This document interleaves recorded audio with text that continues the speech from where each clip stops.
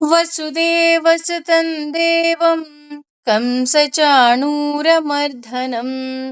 ದೇವಕೀ ಪರಮಾನಂದಂ ಕೃಷ್ಣಂ ವಂದೇ ಜಗದ್ಗುರುಂ ಶ್ರೀಕೃಷ್ಣಂ ವಂದೇ ಜಗದ್ಗುರುಂ.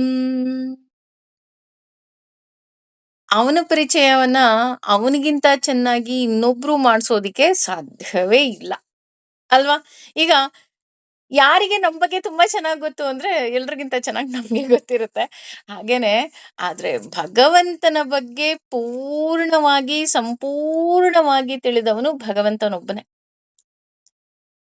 ಏಕೆಂದ್ರೆ ಕೆಲವೊಂದು ನಾವು ನಮ್ ಬಗ್ಗೆ ತಿಳ್ಕೊಂಡಿದೀವಿ ಅಂದಾಗ್ಲೂ ಸಹ ಕೆಲವ್ರು ಅಂತಾರೆ, ಅಯ್ಯೋ ನಿನ್ ಬಗ್ಗೆ ನಿನಗೇನ್ ಗೊತ್ತು, ನಿನಗೆ ಈ ಶಕ್ತಿ ಇದೆ ಆ ಶಕ್ತಿ ಇದೆ, ನೀನ್ ಈ ಕೆಲಸ ಮಾಡ್ಬೋದು, ನೀನ್ ಆ ಕೆಲಸ ಮಾಡ್ಬೋದು, ಅಥವಾ ಹೀಗ್ ಮಾಡ್ಬೋದು ಹಾಗ್ something they will tell us ಅಲ್ವಾ? ಉದಾಹರಣೆ ಹೇಳ್ಬೇಕು ಅಂದ್ರೆ, ಒಂದು ಬ್ಯೂಟಿಫುಲ್ ಬಟರ್ಫ್ಲೈಗೆ ಅಂದ್ರೆ ಚಿಟ್ಟೆಗೆ ತನ್ನ ಅಂದ ನೋಡೋದಿಕ್ಕೆ ಆಗುದೇ ಇಲ್ವಂತೆ. ಅದು ಯಾವತ್ತೂ ಅದ್ರ ಅಂದ ನೋಡೋದೇ ಇಲ್ವಂತೆ. ಯಾರಾದ್ರೂ ಹೇಳಿದ್ರೆ ಅಷ್ಟೇ ಅಂತ ಅದಕ್ಕೆ ಗೊತ್ತಾಗೋದು. ಹಾಗೆ ನಾವುಗಳು ಅಲ್ವಾ? ಆದ್ರೆ ಭಗವಂತ ಹಾಗಲ್ಲ. ಭಗವಂತನ ಬಗ್ಗೆ ಸಂಪೂರ್ಣವಾದ ಮಾಹಿತಿ ಇರೋದು ಕೇವಲ ಭಗವಂತನ ಬಳಿ ಒಂದೇ. ಅದನ್ನ ಮುಂದುವರಿಸ್ತಾ ನನ್ನನ್ನ ಇನ್ನು ಹೇಗೆಲ್ಲ ಕಾಣ್ಬೋದು ಅಥವಾ ನಾನು ಯಾವ್ದ್ರಲ್ಲೆಲ್ಲ ಇದೀನಿ ಅಂತ ಇನ್ನೂ ಸುಂದರವಾಗಿ ಹೇಳ್ತಾ ಹೋಗ್ತಾನೆ ಭಗವಂತ. ಬಹಿ ಅಂದ್ರೆ ಹೊರಗೆ, ಅಂತಹ ಒಳಗೆ, ಛ ಕೂಡ, ಭೂತಾನಾಂ ಎಲ್ಲ ಜೀವಿಗಳಲ್ಲಿ, ಆಚರಂ ಚಲಿಸದ, ಚರಂ ಚಲಿಸುವ, ಏವ ಕೂಡ, ಛ ಮತ್ತು ಸೂಕ್ಷ್ಮತ್ವಾತ್ ಅಂದ್ರೆ ಸೂಕ್ಷ್ಮವಾಗಿರುವ ಕಾರಣದಿಂದಾಗಿ, ತತ್ ಅದು, ಅವಿ ಅವಿಜ್ಞೇಯಂ ತಿಳಿಯಲಾದದು, ದೂರಸ್ಥಂ ಬಹು ದೂರದಲ್ಲಿದ್ದು, ಛ ಕೂಡ, ಅಂತಿಕೆ ಹತ್ತಿರದಲ್ಲಿ, ಛ ಮತ್ತು ತತ್ ಅದು. ಅಂದ್ರೆ ಏನ್ ಹೇಳ್ತಾ ಇದ್ದಾನೆ ಭಗವಂತ ಅಂತ ನೋಡೋದಾದ್ರೆ, ಬಹಿರಂತಶ್ಚ ಭೂತಾನಾಂ ಅಂದ್ರೆ ಯಾರು ದೇವರನ್ನ ಅವರ ಬಗ್ಗೆ ತಿಳ್ಕೋಬೇಕು ಅಂತ ಹೇಳ್ಬೇಕಾದ್ರೆ ನಾವು ಹೇಳ್ತೀವಿ ಅವನು ನಾರಾಯಣ, ಅವನು ಕೃಷ್ಣ, ಅವನು ವಾಸುದೇವ, ಅಥವಾ ಅವನು ನಾರಸಿಂಹ. ಈ ರೀತಿ ನಮ್ಗೆ ಯಾವ ದೇವ್ರು ಇಷ್ಟನೋ ಆ ದೇವ್ರ ಬಗ್ಗೆ ಹೇಳ್ತಾ ಹೋಗ್ತೀವಿ ಅಲ್ವಾ?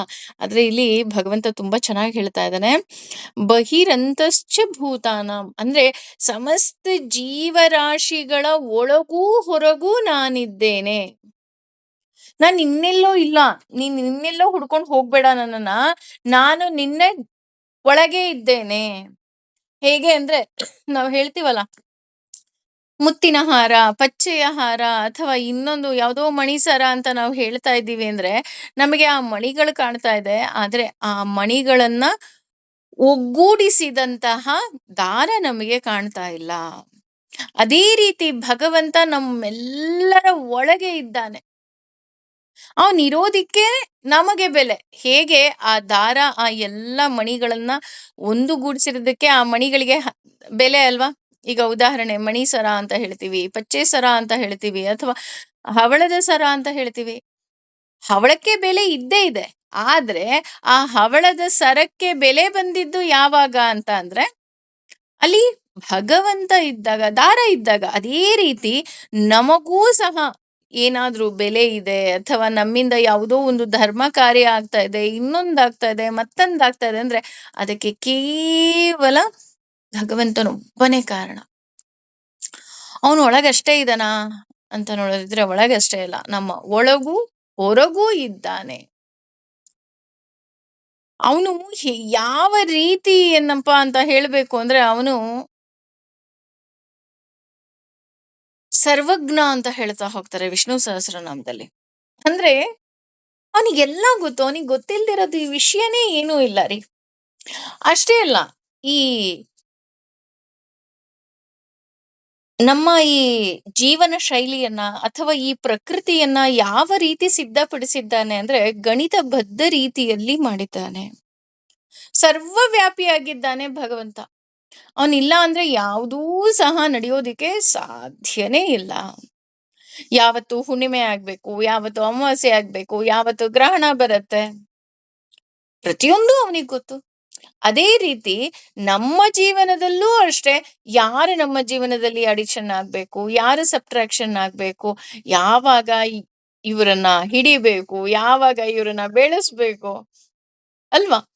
ಪ್ರತಿಯೊಂದು ಗೊತ್ತು ಅವನಿಗೆ. ನಮಗೆ ಗೊತ್ತಿಲ್ಲ ವಾಟ್ ವಿ ಆರ್ ಅಂತ, ನಮಗೆ ಗೊತ್ತಿಲ್ಲ ಹೇಳ್ಬೇಕು ಅಂತ ಅಂದ್ರೆ. ಆದ್ರೆ ನಮ್ಮೆಲ್ಲರ ಬಗ್ಗೆ ಅತಿಯಾಗಿ ಗೊತ್ತಿರೋದು ಒಬ್ಬನಿಗೆ, ಕೇವಲ ಭಗವಂತನಿಗೆ. ಆದ್ರೆ ಅವನ ಬಗ್ಗೆ ನಮಗೇನೂ ಗೊತ್ತಿಲ್ಲ. ಅದೇ ರೀತಿ ಮುಂದುವರೆದು ಹೇಳ್ತಾರೆ, ಅಚರಂ ಚರಮೇವಚ. ಅಚರಂ, ಅವನು ಚಲಿಸದವನು. ಅವನು ಚಲಿಸದವನು ಅಂದ್ರೆ ಅರ್ಥ ಏನು? ಓ, ಹಾಗಾದ್ರೆ ಉಡುಪಿ ಕೃಷ್ಣ ಉಡುಪಿಲಿ ಮಾತ್ರ ಇದನಾ, ಬೇರೆ ಕಡೆ ಇಲ್ವಾ? ಅಥವಾ ಪುರಿ ಜಗನ್ನಾಥ ಪುರಿಯಲ್ಲಿ ಮಾತ್ರ ಇದನಾ, ಬೇರೆ ಕಡೆ ಇಲ್ವಾ? ಇಲ್ಲ, ಆ ರೀತಿ ಬರೋದಿಲ್ಲ. ಇದು ಹೇಗ್ ಬರುತ್ತೆ ಅಂದ್ರೆ, ಇದು ಮನುಷ್ಯರ ರೀತಿಯಲ್ಲಿ ಹೇಳ್ಬೇಕು ಅಂದ್ರೆ, ಉದಾಹರಣೆ, ನಾನೀಗ ಮೈಸೂರಲ್ಲಿ ಇದ್ದೀನಿ ಅಂತ ಅನ್ಕೊಳ್ಳೋಣ. ನಾನು ಬೆಂಗಳೂರಲ್ಲಿ ಯಾವುದೋ ಒಂದು ಕಾರ್ಯಕ್ರಮವನ್ನ ಅಟೆಂಡ್ ಮಾಡಬೇಕು ಅಂದಾಗ, ನಾನು ಮೈಸೂರಿನಿಂದ ಬೆಂಗಳೂರಿಗೆ ಬರಲೇಬೇಕು. ಅದ್ರ ಅರ್ಥ ಏನು? ನಾನು ಮೈಸೂರಲ್ಲಿಲ್ಲ, ಬೆಂಗಳೂರಿಗೆ ಬಂದಿದ್ದೀನಿ. ಅಥವಾ ಯಾರೋ ಒಬ್ರು, ನಾನು ಯಾವ್ದೋ ಒಂದು ಫಂಕ್ಷನ್ ಹೋಗಿರ್ತೀನಿ, ನಾನು ಫಂಕ್ಷನ್ಗೆ ಹೋದಾಗ ಯಾರೋ ಒಬ್ರು ಕೇಳ್ತಾರೆ, ಮೇಡಮ್ ನಿಮ್ ಮನೆ ಮುಂದೆ ಇದೀವಿ. ಆಗ ನಾವ್ ಹೇಳ್ತೀವಿ, ಇಲ್ಲ, ನಾನು ಮನೇಲಿಲ್ಲ, ನಾನು ಹಿಂಗೆ ಬೆಂಗಳೂರಿಗೆ ಬಂದ್ಬಿಟ್ಟಿದೀನಿ ಫಂಕ್ಷನ್ನಿಗೆ. ಅಂದ್ರೆ ಇಲ್ಲಿ ನಾನೇನಾಗಿದ್ದೀನಿ, ಕೇವಲ ಏಕಜೀವಿ ಅಲ್ವಾ? ಇಲ್ಲೆಲ್ರೂ ನಾವೆಲ್ಲರೂ ಸಹ ಏಕಜೀವಿಗಳೇ, ಒಂದೇ ಕಡೆ ಇರೋದಿಕ್ಕೆ ಸಾಧ್ಯ. ನಾವೇನು ಎಲ್ಲಾ ಕಡೆ ಇರೋದಿಕ್ ಆಗೋದಿಲ್ಲ. ನಾನು ಮೈಸೂರಲ್ಲಿ ಇದ್ದೀನಿ ಅಂದ್ರೆ ನಾನು ಮೈಸೂರಲ್ಲಿ ಇದ್ದೀನಿ, ಬೆಂಗಳೂರಲ್ಲಿ ಇದ್ದೀನಿ ಅಂದ್ರೆ ಬೆಂಗಳೂರಲ್ಲಿ ಇದ್ದೀನಿ. ಬೆಂಗಳೂರಿಂದ ಮೈಸೂರಿಗೆ ಬರ್ಬೇಕು ಅಥವಾ ಮೈಸೂರಿಂದ ಬೆಂಗಳೂರಿಗೆ ಬರ್ಬೇಕು ಅಂದಾಗ ನಾನು ಚಲಿಸ್ಲೇಬೇಕು, ನಾನು ಮೂವ್ ಆಗ್ಲೇಬೇಕು, ಅಲ್ವಾ? ಆದ್ರೆ ಭಗವಂತನಿಗೆ ಆ ರೀತಿ ಚಲಿಸುವ ಅವಶ್ಯಕತೆನೇ ಇಲ್ಲ. ಯಾಕಿಲ್ಲ? ಯಾಕೆ ಅಂದ್ರೆ ಭಗವಂತ ಸರ್ವವ್ಯಾಪಿ. ಅವನು ಪ್ರತಿ ಹೆಜ್ಜೆ ಹೆಜ್ಜೆ ಹಂತದಲ್ಲಿದ್ದಾನೆ. ಅವನು ಬೆಂಗಳೂರಲ್ಲೂ ಇದ್ದಾನೆ, ಮೈಸೂರಲ್ಲೂ ಇದ್ದಾನೆ, ಪ್ರತಿಯೊಂದು ಅಣುವಿನಲ್ಲಿ ಇದ್ದಾನೆ. ಹಾಗಿರ್ಬೇಕಾದ್ರೆ ಅವನು ಚಲಿಸೋ ಅವಶ್ಯಕತೆ ಏನಿದೆ? ನಾವು ಹೇಳ್ತೀವಲ್ಲ, ಹೇಗೆ ಹಬ್ಬದಲ್ಲಿ ಎಲ್ಲರ ಮನೆಯಲ್ಲಿ ಸ್ವೀಕರಿಸುವಂತಹ ನೈವೇದ್ಯವನ್ನ ಭಗವಂತ ಹೇಗೆ ಸ್ವೀಕರಿಸ್ತಾನೆ ಅಂದ್ರೆ, ಎಲ್ಲರ ಮನೆಯಲ್ಲಿ, ಎಲ್ಲರ ಮನಸ್ಸಿನಲ್ಲಿ, ಎಲ್ಲರ ಹೃದಯದಲ್ಲಿ ಭಗವಂತ ಇದ್ದಾನೆ. ಹಾಗಾಗಿ ಅವನು ಎಲ್ಲರ ಮನೆಯಲ್ಲಿ ಸ್ವೀಕಾರ ಮಾಡ್ತಾನೆ. ನಮಗಾಗತ್ತಾ? ಶಕ್ತಿ ಇದೆಯಾ? ಖಂಡಿತವಾಗ್ಲೂ ಇಲ್ಲ. ಅದಕ್ಕೆ ಅವನು ಹೇಳ್ತಾ ಇರೋದು ಅಚರಂ ಚರಮೇವಚ. ಇನ್ನೊಂದು ರೀತಿ ಹೇಳ್ಬೇಕು ಅಂತ ಅಂದ್ರೆ, ದೇವರು ಒಂದು ಕಡೆಯಿಂದ ಇನ್ನೊಂದು ಕಡೆಗೆ ಹೋಗೋ ಅವಶ್ಯಕತೆನೇ ಇಲ್ಲ. ಅಪ್ಪಿತಪ್ಪಿ ಅವನು ಹೋಗ್ತಾ ಇದ್ದಾನೆ ಅಂತ ನಮಗೆ ಅನ್ಸಿದ್ರು ಸಹ ಅದು ಅವನ ಅನಂತ ರೂಪದಲ್ಲಿ ತುಂಬಿದೆ. ಉದಾಹರಣೆ, ಅವನನ್ನ ಅಸಂಖ್ಯೇಯ ಅಂತ ಹೇಳ್ತಾ ಹೋಗ್ತೀವಿ. ಅಂದ್ರೆ ಅಸಂಖ್ಯೇಯದಲ್ಲಿ ಒಂದು ನಂಬರ್ ಕಮ್ಮಿ ಆಗ್ಲಿ, ಒಂದ್ ನಂಬರ್ ಜಾಸ್ತಿ ಆಗ್ಲಿ, ಅದು ಅಸಂಖ್ಯೇಯನೇ. ಅದೇ ರೀತಿ ಭಗವಂತ ಚಲಿಸದವನು, ಆದ್ರೆ ಚಲಿಸುವವನೂ ಸಹ ಹೌದು. ಅಷ್ಟೇ ಅಲ್ಲ, ಅವನು ಪ್ರತಿಯೊಂದು ಜೀವಿಯ ಒಳಗೂ ಹೊರಗೂ ಇದ್ದಾನೆ. ನಾವು ಪ್ರತಿದಿನ ಅದನ್ನ ಜ್ಞಾಪಿಸ್ಕೋಬೇಕು. ಕೇವಲ ಭಗವಂತ ಇದ್ರೆ ಮಾತ್ರ ನಾವು, ಇಲ್ಲ ಅಂದ್ರೆ ನಾವು ಏನೂ ಅಲ್ಲ. ಅದೇ ರೀತಿ ಸೂಕ್ಷ್ಮತ್ವಾತ್. ಯಾಕೆ ಇಲ್ಲಿ ಸೂಕ್ಷ್ಮತ್ವಾತ್ ಅಂತ ಹೇಳ್ತಿದ್ದಾರೆ ಅಂದ್ರೆ, ಯಾಕೆ ನಮ್ಮ ಕಣ್ಣಿಗೆ ಭಗವಂತ ಕಾಣೋದಿಲ್ಲ? ಈಗ ಸುಮಾರು ಜನ ಹೇಳ್ತಾರೆ, ಎಲ್ರಿ ನಿಮ್ ಭಗವಂತ, ಹಾಗಿದ್ರೆ ನಿಮ್ಮ ಭಗವಂತನನ್ನ ತೋರಿಸಿ, ನಾನು ಅವಾಗ ನಂಬ್ತೀನಿ, ಇಲ್ಲ ಅಂದ್ರೆ ನಾನು ನಂಬೋದೇ ಇಲ್ಲ. ಹೌದು, ನನ್ ಭಗವಂತ ಕಾಣೋದಿಲ್ಲ. ಅದೇ ರೀತಿ ಉದಾಹರಣೆ ಹೇಳ್ಬೇಕು ಅಂದ್ರೆ, ನಿಮ್ ಯಾರ ಕಣ್ಣಿಗೂ ಕೊರೋನಾನು ಕಾಣ್ಲಿಲ್ಲ ಅಲ್ವಾ? ಕಾಣಿಸ್ತಾ ಯಾರ ಕಣ್ಣಿಗಾರು? ಆದ್ರೆ ಅದರ ಪರಿಣಾಮ, ಅಬ್ಬಾ ಬೇಡ ಮೇಡಮ್, ತಿಂಗಳಾನ್ಗಟ್ಲೆ ಮನೇಲಿ ಲಾಕ್ ಆಗ್ಬಿಟ್ಟಿದ್ವಿ. ಹೊರಗಡೆ ಹೋಗಿ ತರಕಾರಿ ತಗೊಂಡು ಬಂದಿದೀವಿ ಅಂದ್ರೆ ಒಂದು ದೊಡ್ಡ ಯುದ್ಧ ಮಾಡಿ ಗೆದ್ದ ಹಾಗೆ. ಮಾಸ್ಕ್ ಹಾಕೊಂಡು, ಗ್ಲೌಸ್ ಹಾಕೊಂಡು, ಸ್ಲಿಪ್ಪರ್ ಹಾಕೊಂಡು ಹೋಗಿ ತಗೊಂಡ್ ಬಂದು, ಹೊರಗಡೆನೆ ಎಲ್ಲಾ ತೊಳೆದು, ಮನೆ ಒಳಗಡೆ ಹೋಗಿ ಡ್ರೆಸ್ ಚೇಂಜ್ ಮಾಡ್ಕೊಂಡು, ಸ್ನಾನ ಮಾಡ್ಕೊಂಡು, ಅಲ್ವಾ? ಎಷ್ಟು ಕಷ್ಟಪಟ್ವಿ. ಹಾಗಿದ್ರೆ ಕೊರೋನಾ ನಮ್ ಕಣ್ಣಿಗೆ ಕಾಣಿಸ್ಲಿಲ್ಲ ಅಲ್ವಾ? ಅದೇ ರೀತಿ ಇಲ್ಲಿ ನಾನು ಕೊರೋನಾ ಜಸ್ಟ್ ಅಂದ್ರೆ ಅದು ಎಷ್ಟು ಎಷ್ಟು ಭಗವಂತ ಸೂಕ್ಷ್ಮವಾಗಿದ್ದಾನೆ ಅನ್ನೋದಕ್ಕೆ ನಾನು ಇಲ್ಲಿ ಉದಾಹರಣೆ ಕೊಟ್ಟಿತ್ತು. ಕೊರೋನಾ ಹೇಗಿದೆ ಅಂತ ಹೇಗ್ ಗೊತ್ತಾಯ್ತು ನಮಗೆ? ಕೊರೋನಾ ಯಾರ ಕಣ್ಣಿಗಾರ ಕಾಣಿಸ್ತಾ ಅಂದ್ರೆ ಇಲ್ಲ ರೀ, ಟೆಸ್ಟ್ ಮಾಡಿದಾಗ ಗೊತ್ತಾಯ್ತು. ಅದೇ ರೀತಿ ಇಲ್ಲಿ ಭಗವಂತನು ನಮ್ ಕಣ್ಣಿಗೆ ಕಾಣೋದಿಲ್ಲ. ಯಾಕೆ ಅಂದ್ರೆ ಅವನು ಸೂಕ್ಷ್ಮದಲ್ಲಿ ಸೂಕ್ಷ್ಮವಾಗಿ ಇದ್ದಾನೆ. ಯಾರ ಕಣ್ಣಿಗೂ ಸಹ ಭಗವಂತ ಕಾಣೋದಿಲ್ಲ. ಆದ್ರೆ ಭಗವಂತನ ಕೃಪೆ ಮಾತ್ರ ನಮ್ಮೆಲ್ಲರ ಮೇಲಿದೆ. ಅವನು ಉಸಿರು ಕೊಟ್ಟಿರೋದಕ್ಕೆ ನಾನು ಇವತ್ತು ಉಸಿರಾಡ್ತಾ ಇದ್ದೀನಿ. ಅವನು ಹೆಸರು ಕೊಟ್ಟಿದ್ದಕ್ಕೆ ಇವತ್ತು ನನ್ನ ಹೆಸರಿದೆ. ಅವನು ನನಗೆ ಧರ್ಮ ಮಾರ್ಗದಲ್ಲಿ ನಡೆಸ್ತಾ ಇರೋದ್ರಿಂದ ನಾನು ಧರ್ಮ ಮಾರ್ಗದಲ್ಲಿ ನಡೀತಾ ಇದ್ದೀನಿ ಅಲ್ವಾ? ಅವನಿಲ್ಲ ಅಂದ್ರೆ ನನಗೇನೂ ಇಲ್ಲ. ಯಾಕೆ ಅಂದ್ರೆ ಅವನು ಸೂಕ್ಷ್ಮದಲ್ಲಿ ಸೂಕ್ಷ್ಮವಾಗಿದ್ದಾನೆ.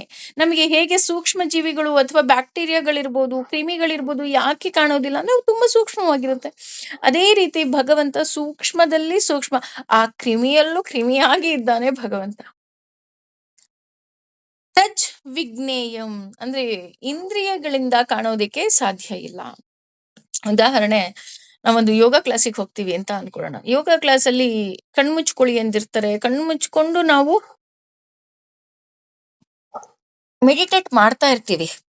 ಮೆಡಿಟೇಟ್ ಮಾಡ್ತಾ ಇದ್ರೂ ಸಹ ನಮ್ ಪಕ್ಕ ಯಾರೋ ಬಂದು ಕೂತಿದ್ದು ನಮ್ಗೆ ಫೀಲ್ ಆಗತ್ತೆ, ಅಥವಾ ಯಾರೋ ಒಬ್ರು ಓಡಾಡಿದ್ದು ನಮ್ಗೆ ಫೀಲ್ ಆಗತ್ತೆ ಅಲ್ವಾ? ನಾವೇನ್ ಕಣ್ ಬಿಟ್ಟಿರಲ್ಲ, ಕಣ್ಣು ಮುಚ್ಕೊಂಡಿರ್ತೀವಿ, ಆದ್ರೂ ಅವ್ರು ಓಡಾಡಿದ್ದು ನಮ್ಗೆ ಫೀಲ್ ಆಗುತ್ತೆ. ಯಾಕೆಂದ್ರೆ ನಮ್ಮ ಇಂದ್ರಿಯಗಳಿಗೆ ಗ್ರಹಿಸುವ ಶಕ್ತಿ ಇರತ್ತೆ. ಆದ್ರೆ ಭಗವಂತನನ್ನ ಗ್ರಹಿಸುವ ಶಕ್ತಿ ನಮ್ಮಲ್ಲಿಲ್ಲ.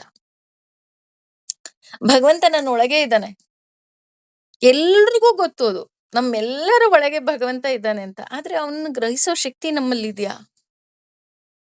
ಇಲ್ಲ. ಅಥವಾ ಭಗವಂತ ನನ್ನ ಪಕ್ಕದಲ್ಲೇ ಇದ್ದಾನೆ, ಎಲ್ಲರ ಪಕ್ಕದಲ್ಲೂ ಇದ್ದಾನೆ ಭಗವಂತ, ನನ್ನ ಪಕ್ಕದಲ್ಲಿ ಅಷ್ಟೇ ಅಲ್ಲ, ಎಲ್ಲರ ಪಕ್ಕದಲ್ಲಿ ಇದ್ದಾನೆ. ಅವ್ನು ನಮ್ ಕಣ್ಣಿಗೆ ಕಾಣ್ತಾ ಇಲ್ಲ, ನಮ್ಮ ಇಂದ್ರಿಯಕ್ಕೆ ಅದ್ ಫೀಲ್ ಆಗ್ತಾ ಇಲ್ಲ. ಯಾಕಪ್ಪ ಅಂತ ಅಂದ್ರೆ ಅವನು ಇಂದ್ರಿಯಗಳಿಂದ ಅವನನ್ನ ನಾವು ಗ್ರಹಿಸೋದಿಕ್ಕೆ ಸಾಧ್ಯ ಇಲ್ಲ.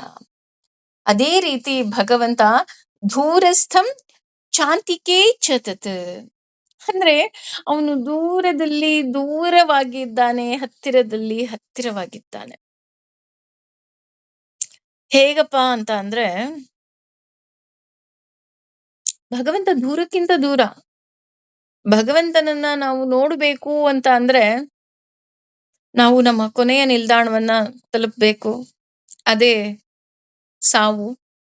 ಆ ಸಾವಿನಲ್ಲಿ ನನ್ನ ಆತ್ಮ ಏನಾಗುತ್ತೆ, ಅದು ಏನಾದ್ರೂ ಅಪ್ಪಿ ತಪ್ಪಿ ಪುಣ್ಯ ಮಾಡಿದ್ರೆ, ಕನಕದಾಸರು ಹೇಳ್ತಾರಲ್ಲ, ನಾನು ಹೋದರೆ ಹೋಗಬಹುದು ಅಂತ, ಆ ರೀತಿ ನನ್ನಲ್ಲೂ ಏನಾದ್ರೂ ನಾನು ಅನ್ನೋ ಅಹಂಕಾರ, ಅಹಮ್ಮು ಎಲ್ಲಾ ಹೋಗಿದ್ರೆ ನನ್ನ ಆತ್ಮ ವೈಕುಂಠಕ್ಕೆ ಹೋಗಿ ಆ ಭಗವಂತನನ್ನ ತಲುಪುತ್ತೆ.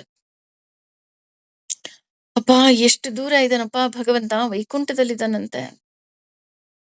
ಇಲ್ಲ, ಅವನು ಹತ್ತಿರಕ್ಕಿಂತ ಹತ್ತಿರವಾಗಿದ್ದಾನೆ. ಅವನು ಅಷ್ಟೊಂದು ದೂರ ಇಲ್ಲ, ಅವನು ತುಂಬಾ ಹತ್ತಿರದಲ್ಲಿದ್ದಾನೆ. ಎಲ್ಲಿದ್ದಾನೆ? ನನ್ನ ಮನ್ಸಲ್ಲೇ ಇದ್ದಾನೆ. ಕೆಲವೊಮ್ಮೆ ಕೆಲವು ವ್ಯಕ್ತಿಗಳು ಅವರು ಎಷ್ಟೇ ದೂರ ಇರ್ಲಿ, ಅವರು ನಮ್ಮ ಮನಸ್ಸಿಗೆ ತುಂಬಾ ಹತ್ತಿರ ಆಗಿರ್ತಾರೆ. ಅದೇ ಕೆಲವರು ಹತ್ತಿರದಲ್ಲಿ ಹತ್ತಿರ ನಮ್ಮ ಪಕ್ಕನೆ ಕೂತಿದ್ರು ಸಹ ಅವ್ರು ತುಂಬಾ ದೂರ ಇರ್ತಾರೆ. ಇದಕ್ಕೆಲ್ಲ ಕಾರಣ ಏನಪ್ಪಾ ಅಂದ್ರೆ ಮನ್ಸು. ಇನ್ನೂ ಹೇಳ್ಬೇಕು ಅಂದ್ರೆ ನಮ್ಗೆ ತುಂಬಾ ಹತ್ತಿರವಾಗಿರೋರು ನಮಗ್ ಕಾಣೋದೇ ಇಲ್ವಂತೆ ರೀ. ಇಲ್ಲ ಮೇಡಮ್, ನಮ್ ಪಕ್ಕ ಕೂತ್ಕೊಂಡ್ರೆ ಕಾಣುತ್ತೆ. ಕಾಣಲ್ಲ. ಯಾಕೆ ಹೇಳಿ? ಕಣ್ಣಿಗೆ ತುಂಬಾ ಹತ್ತಿರವಾಗಿರೋದು ಯಾವ್ದು ಗೊತ್ತಾ? ಕಣ್ರೆಪ್ಪೆ. ಅದ್ ಯಾವತ್ತೂ ಆ ಕಣ್ರೆಪ್ಪೆಯನ್ನ ನೋಡೇ ಇಲ್ಲ ಅಲ್ವಾ? ಯಾಕೆ ನೋಡಿಲ್ಲ?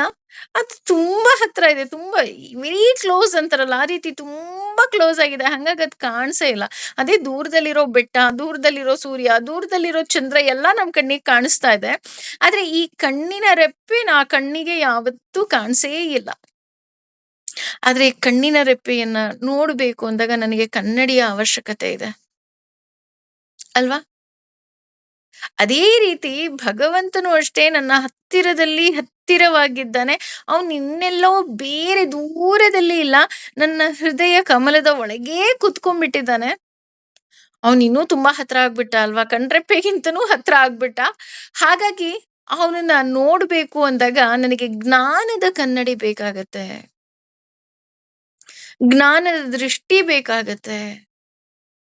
ಹೌದು, ಭಗವಂತ ನನ್ ಜೊತೆ ಇದ್ದಾನೆ. ಭಗವಂತ ಕೈ ಹಿಡಿದು ನಡೆಸ್ತಾ ಇರೋದ್ರಿಂದನೇ ನಾನಿರೋದು. ನಾನು ಏನೂ ಮಾಡಿದ ಹಾಗೆ, ನಾನು ಏನೂ ಪ್ಲಾನ್ ಮಾಡಿದ ಹಾಗೆ ಆಗಲ್ಲ. ಯಾಕೆ ಅಂದ್ರೆ, ಅವನ ಪ್ಲಾನ್ ಏನಿದೆ ಅದು ನನ್ನ ಪ್ಲಾನಿಗಿಂತನೂ ಸೂಪರ್ ಆಗಿದೆ. ಒಂದು ಕ್ಷಣದಲ್ಲಿ ನಾವೆಲ್ಲರೂ ಬೈಯೋದುಂಟು. ಅಯ್ಯೋ ಭಗವಂತ ಯಾಕೆ ನನಗೆ ಹೀಗ್ ಮಾಡ್ದ? ನನಗೆ ತುಂಬಾ ತೊಂದರೆ ಕೊಡ್ತಾ ಇದ್ದಾನೆ. ಇಲ್ಲ, ದೇವರಿಗೆ ದೇವ್ರಿಗೂ ವಿಷಯದಲ್ಲೂ ಹಾಗೆ ನಾವು ತುಂಬಾ ಹತ್ರ, ತುಂಬಾ ದೂರ ಅಂತ ಅನ್ಕೊಳ್ಳೋದು ಯಾವಾಗಪ್ಪ ಅಂತ ಅಂದ್ರೆ, ನಮ್ಮ ಮನಸ್ಸಿನಿಂದ. ಯಾರಿಗಾರು ಭಗವಂತ ನನ್ನ ಹತ್ರನೇ ಇದ್ದಾನೆ ಅಂದ್ರೆ ಅದಕ್ಕೂ ಕಾರಣ ಮನಸ್ಸು. ಯಾರಾದ್ರೂ ಭಗವಂತನೇ ಇಲ್ಲ, ಭಗವಂತ ತುಂಬಾ ದೂರ ಇದ್ದಾನೆ, ನನ್ನ ವಿಷಯದಲ್ಲಿ ಕಣ್ಣು ಮುಚ್ಕೊಂಡ್ಬಿಟ್ಟಿದ್ದಾನೆ, ಅವನಿಗೆ ನನ್ನ ಬಗ್ಗೆ ಕೇರೇ ಇಲ್ಲ ಅಂತ ಯಾರಾದ್ರೂ ಬೈತಾ ಇದ್ದಾರೆ ಅಂದ್ರೂ ಸಹ ಅದಕ್ಕೆ ಕಾರಣ ಮನಸ್ಸು ಅಲ್ವಾ? ಅದಕ್ಕೆ ಅವನು ಹೇಳಿರೋದು, ಆ ಮನಸ್ಸನ್ನೇ ನನಗೆ ಒಪ್ಪಿಸ್ಬಿಡು, ನೀನ್ ಯಾಕೆ ತಲೆ ಕೆಡಿಸ್ಕೊಂತೀಯ? ನೋಡಿ, ಅಂದ್ರೆ ಎಷ್ಟು ಸುಂದರವಾಗಿ ಭಗವಂತ ಹೇಳ್ತಾನೆ ಅಂದ್ರೆ, ಎಲ್ಲಕ್ಕೂ ಕಾರಣ ನಿನ್ನ ಮನಸ್ಸಲ್ವಾ? ಮನಸ್ಸೇ ಬೇಡ ನಿನಗೆ, ಯಾಕೆ ಮನ್ಸನ್ನ ಇಟ್ಕೊಂಡಿದ್ಯಾ? ಅದನ್ನ ನನಗೆ ಕೊಟ್ಬಿಡು, ನಾನ್ ನಿನ್ನನ್ನ ಹ್ಯಾಂಡ್ಲ್ ಮಾಡ್ಕೊಂಡು ಹೋಗ್ತೀನಿ, ಯಾಕೆ ಕಷ್ಟ ಪಡ್ತೀಯ?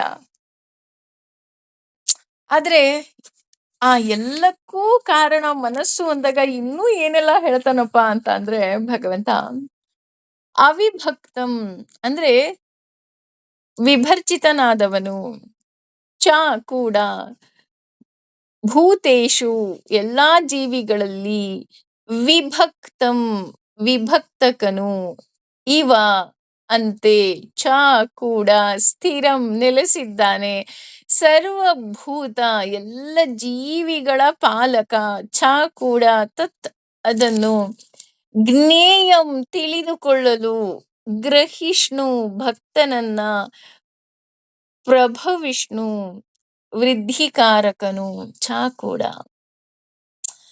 ಅಂದ್ರೆ ಭಗವಂತ ಸಮಸ್ತ ಜೀವರಾಶಿಗಳ ಒಳಗೂ ಇದ್ದಾನೆ. ಅವರೆಲ್ಲರನ್ನ ಆತ ಪಾಲಿಸ್ತಾ ಇದ್ದಾನೆ ಅಲ್ವಾ? ಅದರಲ್ಲಿ ಯಾವುದೇ ರೀತಿಯಾದಂತಹ ಡೌಟ್ ಇರೋದಕ್ಕೆ ಸಾಧ್ಯನೇ ಇಲ್ಲ.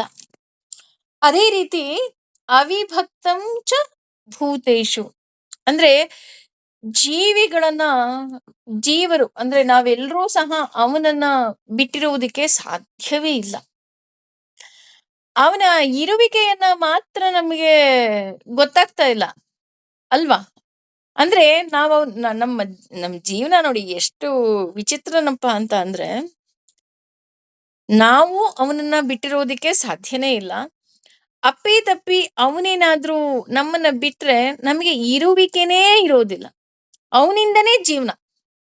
ಇವತ್ತು ಅವನು ನನ್ನ ದೇಹದಲ್ಲಿ ಇರೋದ್ರಿಂದ ನಾನು ಮಾತಾಡ್ತಾ ಇದ್ದೀನಿ, ನನ್ನನ್ನ ಜನ ಕೇಳ್ತಾ ಇದ್ದಾರೆ, ಅಥವಾ ನಾನು ಅವನು ಕೊಟ್ಟಂತಹ ಯಾವುದೋ ಒಂದು ಕಾರ್ಯವನ್ನ ನಾನು ಮಾಡ್ತಾ ಇದ್ದೀನಿ ಬಿಟ್ರೆ, ಅಪ್ಪಿ ತಪ್ಪಿ ಅವನು ನನ್ನ ದೇಹದಿಂದ ಹೊರಗಡೆ ಹೋದ್ರೆ ನಾನು ಮಾತಾಡೋದಿಕ್ ಸಾಧ್ಯನಾ? ಅಥವಾ ನನ್ನ ಇರುವಿಕೆಯನ್ನ ನಾನಿದ್ದೀನಿ ನಾನಿದ್ದೀನಿ ನಾನಿದ್ದೀನಿ ಅಂತ ಅಪ್ಪಿ ತಪ್ಪಿ ನಾನು ಹೇಳಿದ್ರು ಏನಂತಾರೆ, ಮಂತ್ರವಾದಿಗಳನ್ನ ಕರೆಸಿ ಆ ಭೂತವನ್ನ ಹಿಡ್ಕೊಂಡು ಕರ್ಕೊಂಡು ಹೋಗ್ತಾರೆ ವಿನಃ ಯಾರು ಅಯ್ಯೋ ಇಲ್ಲಪ್ಪ ಅವ್ರು ಪಾಠ ಮಾಡ್ತಿದಾರಪ್ಪ ಅಂತ ಯಾರು ಅಂತಾರ? ಖಂಡಿತ ಯಾರು ಅನ್ನೋದಿಲ್ಲ. ಅದೇ ರೀತಿ ಇಲ್ಲಿ ನಾವು ಒಂದು ತೀರ್ಥಯಾತ್ರೆಗೆ ಹೋಗೋದು ಸಹ ಹಾಗೇನೆ. ಅಂದ್ರೆ ಆ ಇದಕ್ಕೆ ಶಂಕರಾಚಾರ್ಯರ ಕಥೆ ಹೇಳಿದ್ದೀನಿ ನಾನು ಮುಂಚೆನೆ, ನಿಮ್ಮೆಲ್ಲರಿಗೂ ಗೊತ್ತು. ಆದ್ರೆ ಮತ್ತೊಮ್ಮೆ ಈ ಎಸ್ಪೆಷಲಿ ಈ ಶ್ಲೋಕಕ್ಕೆ ಇದು ಸೂಕ್ತವಾದ ಕಥೆ. ಹಾಗಾಗಿ ಮತ್ತೆ ಈ ಕಥೆಯನ್ನ ರಿಪೀಟ್ ಮಾಡ್ತಾ ಇದ್ದೀನಿ. ನಮ್ಮೆಲ್ಲರಿಗೂ ಗೊತ್ತಿರೋ ಹಾಗೆ ಶಂಕರಾಚಾರ್ಯರು ಒಂದ್ಸರಿ ಸೂಜಿಯನ್ನ ಹುಡುಕ್ತಾ ಇರ್ತಾರೆ. ಅವರ ಶಿಷ್ಯ ಬಂದ್ಬಿಟ್ಟು, ಅಯ್ಯೋ ಗುರುಗಳೇ, ಏನ್ ಹುಡುಕ್ತಾ ಇದ್ದೀರಾ? ಆಗ ಶಂಕರಾಚಾರ್ಯರು ಹೇಳ್ತಾರೆ, ನಾನು ಸೂಜಿ ಹುಡುಕ್ತಾ ಇದ್ದೀನಿ ಕಂದ. ಹೌದಾ ಅಂದ್ಬಿಟ್ಟು ಅವನು ಸಾಕಷ್ಟು ಸಮಯ ಹುಡುಕೋದಿಕ್ಕೆ ಪ್ರಯತ್ನ ಪಡ್ತಾನೆ, ಆದ್ರೆ ಸೂಜಿ ಸಿಕ್ಕೋದಿಲ್ಲ. ಆಗ ಶಂಕರಾಚಾರ್ಯರಿಗೆ ಕೇಳ್ತಾರೆ, ಆಚಾರ್ಯರೇ, ಎಲ್ಲಿ ಕಳ್ಕೊಂಡ್ರಿ ಸೂಜಿನ? ನೀವ್ ಎಲ್ಲಿ ನಿಂತಾಗ ನಿಮ್ಮ ಕೈಯಿಂದ ಸೂಜಿ ಬಿತ್ತು? ಆಗ ಶಂಕರಾಚಾರ್ಯರು ತುಂಬಾ ಸುಂದರವಾಗಿ ಹೇಳ್ತಾರೆ, ನಾನು ನನ್ನ ಕೋಣೆಯ ಒಳಗೆ ಬಟ್ಟೆಯನ್ನ ಹೊಲಿತಾ ಇದ್ದೆ, ನನ್ನ ಹಾಸಿಗೆಯ ಮೇಲೆ ನಾನು ಸೂಜಿಯನ್ನ ಕಳ್ಕೊಂಡೆ. ಆಗ ಶಿಷ್ಯನಿಗೆ ನಗು ಬಂದ್ಬಿಡತ್ತೆ.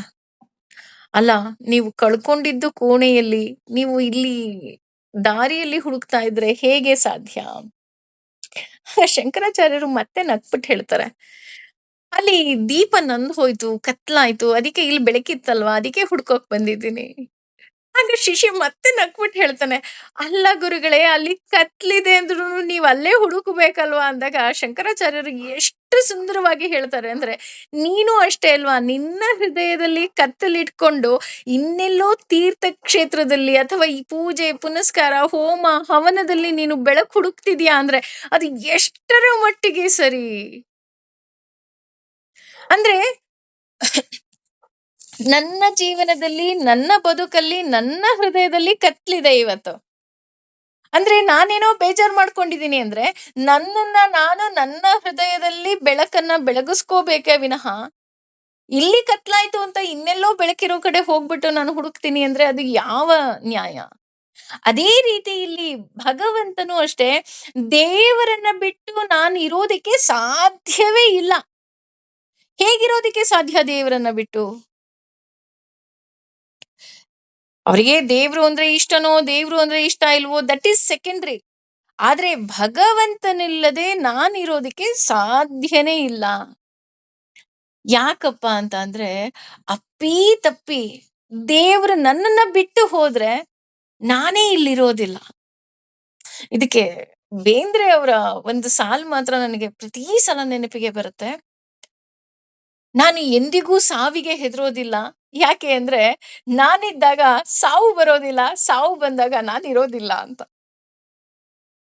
ಅಂದ್ರೆ ನಾನ್ ಯಾಕೆ ಹೆದರ್ಕೋಬೇಕು ಸಾವಿಗೆ? ನಾವೆಲ್ರೂ ಅಷ್ಟೇ ಅಲ್ವಾ? ಅಯ್ಯೋ ಸತ್ತೋಗ್ಬಿಡ್ತೀವಿ, ಅಯ್ಯೋ ಹಂಗಾಗ್ಬಿಡುತ್ತೆ, ಅಯ್ಯೋ ಹಿಂಗ, ಯಾಕ್ರೀ ತಲೆ ಕೆಡಿಸ್ಕೊಳ್ತೀರಾ? ಇದನ್ನೇ ಇಲ್ಲೂ ಭಗವಂತ ಅದೇ ಹೇಳ್ತಾ ಇರೋದು. ಸಮಸ್ತ ಜೀವರಾಶಿಯಲ್ಲಿ ನಾನಿದ್ದೇನೆ. ಎಲ್ಲೋ ಇಲ್ಲ, ನಿನ್ನ ಹೃದಯ ಕಮಲದಲ್ಲೇ ಇದ್ದೀನಿ. ಹಾಗೇನೆ ಅಪ್ಪಿತಪ್ಪಿ ನಾನು ಬಿಟ್ಟು ಹೋದ್ರೆ ನೀನಿರೋದೇ ಇಲ್ಲ. ಎಷ್ಟು ಸುಂದರ ಅಲ್ವಾ? ಅಂದ್ರೆ ಇದು ನನ್ನ ಮನೆ, ನನ್ನ ಮಕ್ಳು, ನನ್ ಗಂಡ, ನನ್ ವಸ್ತು, ನನಗ್ ಸಂಬಂಧಪಟ್ಟಿದ್ದು, ನಂದು ನಂದು ನಂದು ನಂದು ನಂದು ಅಂತ ನಾವೆಲ್ಲ ಎಷ್ಟೊಂದು ನಂದುಗಳನ್ನ, ನಾನು ಅನ್ನುವ ಅಹಂಕಾರ, ಅಹಮ್ಮನ್ನ ವ್ಯಕ್ತಪಡಿಸ್ತೀವಿ. ಆದ್ರೆ ಆ ಎಲ್ಲಕ್ಕೂ ಕಾರಣನಾದ ಭಗವಂತನಿಗೆ ಒಂದು ಕೃತಜ್ಞತೆಯನ್ನ ಹೇಳೋದೇ ಮರ್ತು ಬಿಡ್ತೀವಿ. ಅದೇ ರೀತಿ ಇಲ್ಲಿ ಭಗವಂತ ಇದ್ರೇನೆ ನಾನು. ನಾನಿಲ್ಲ ಅಂದ್ರೆ, ಭಗವಂತ ಇಲ್ಲ ಅಂದ್ರೆ ನಾನು ಅನ್ನೋದು ಇರೋದಕ್ಕೆ ಸಾಧ್ಯನೇ ಇಲ್ಲ. ಹಾಗಾಗಿ ಈ ಕ್ಷಣ ನನ್ನದು ಅಷ್ಟೇ. ನಿನ್ನೆ ನಂದಿತ್ತಾ ಗೊತ್ತಿಲ್ಲ, ನಾಳೆ ನಂದಾಗತ್ತಾ 100% ಗೊತ್ತಿಲ್ಲ. ಯಾಕೆ ಅಂದ್ರೆ ನಾಳೆಯನ್ನ ಕಂಡವರು ಯಾರೂ ಇಲ್ಲ. ಹಾಗಾಗಿ ಈ ಕ್ಷಣ, ಯಾಕೆ ಈ ಕ್ಷಣ ಅಂತ ಹೇಳ್ತೀನಿ ಅಂದ್ರೆ, ಐ ಡೋಂಟ್ ನೋ, ಮುಂದಿನ ಸೆಕೆಂಡ್ ಏನು ಅಂತಾನೂ ನನಗ್ ಗೊತ್ತಿಲ್ಲ. ಅವನು ನಡೆಸಿದ ಹಾಗೆ ನಡೆಯುವ ಸೂತ್ರದ ಗೊಂಬೆ ಮಾತ್ರ ನಾನು. ನನ್ನ ಪಾತ್ರವನ್ನ ಯಾವಾಗಿ ನಿಲ್ಲಿಸ್ತಾನೆ ಅನ್ನುವ ಲೆಕ್ಕಾಚಾರ ಕೇವಲ ಅವನ ಬಳಿ ಇದೆಯೇ ವಿನಃ ನನ್ನ ಬಳಿನೂ ಇಲ್ಲ.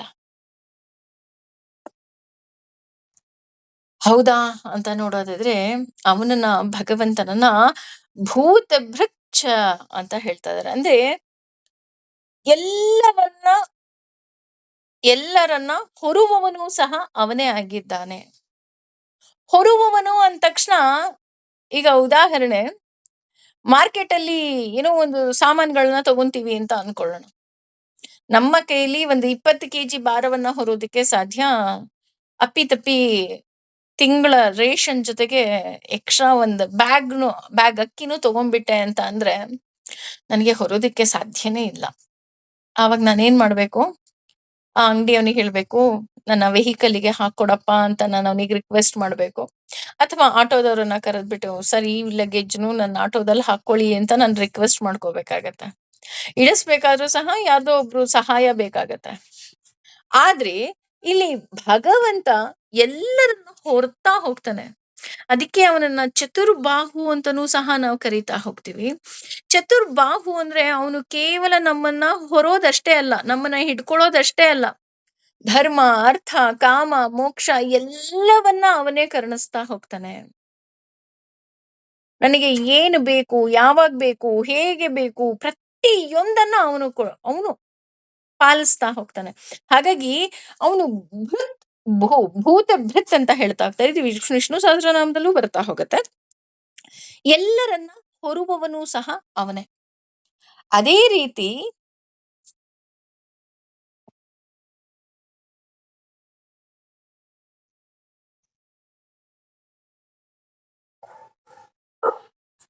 ಜ್ಞೇಯಂ ಗ್ರಹಿಷ್ಣು ಪ್ರಭವಿಷ್ಣು ಚ ಅಂದ್ರೆ ಅವನು ಪಾಲನೆಯನ್ನ ಮಾಡ್ತಾ ಇದ್ದಾನೆ, ನನ್ನನ್ನ ಪೋಷಣೆಯನ್ನ ಮಾಡ್ತಾ ಇದ್ದಾನೆ.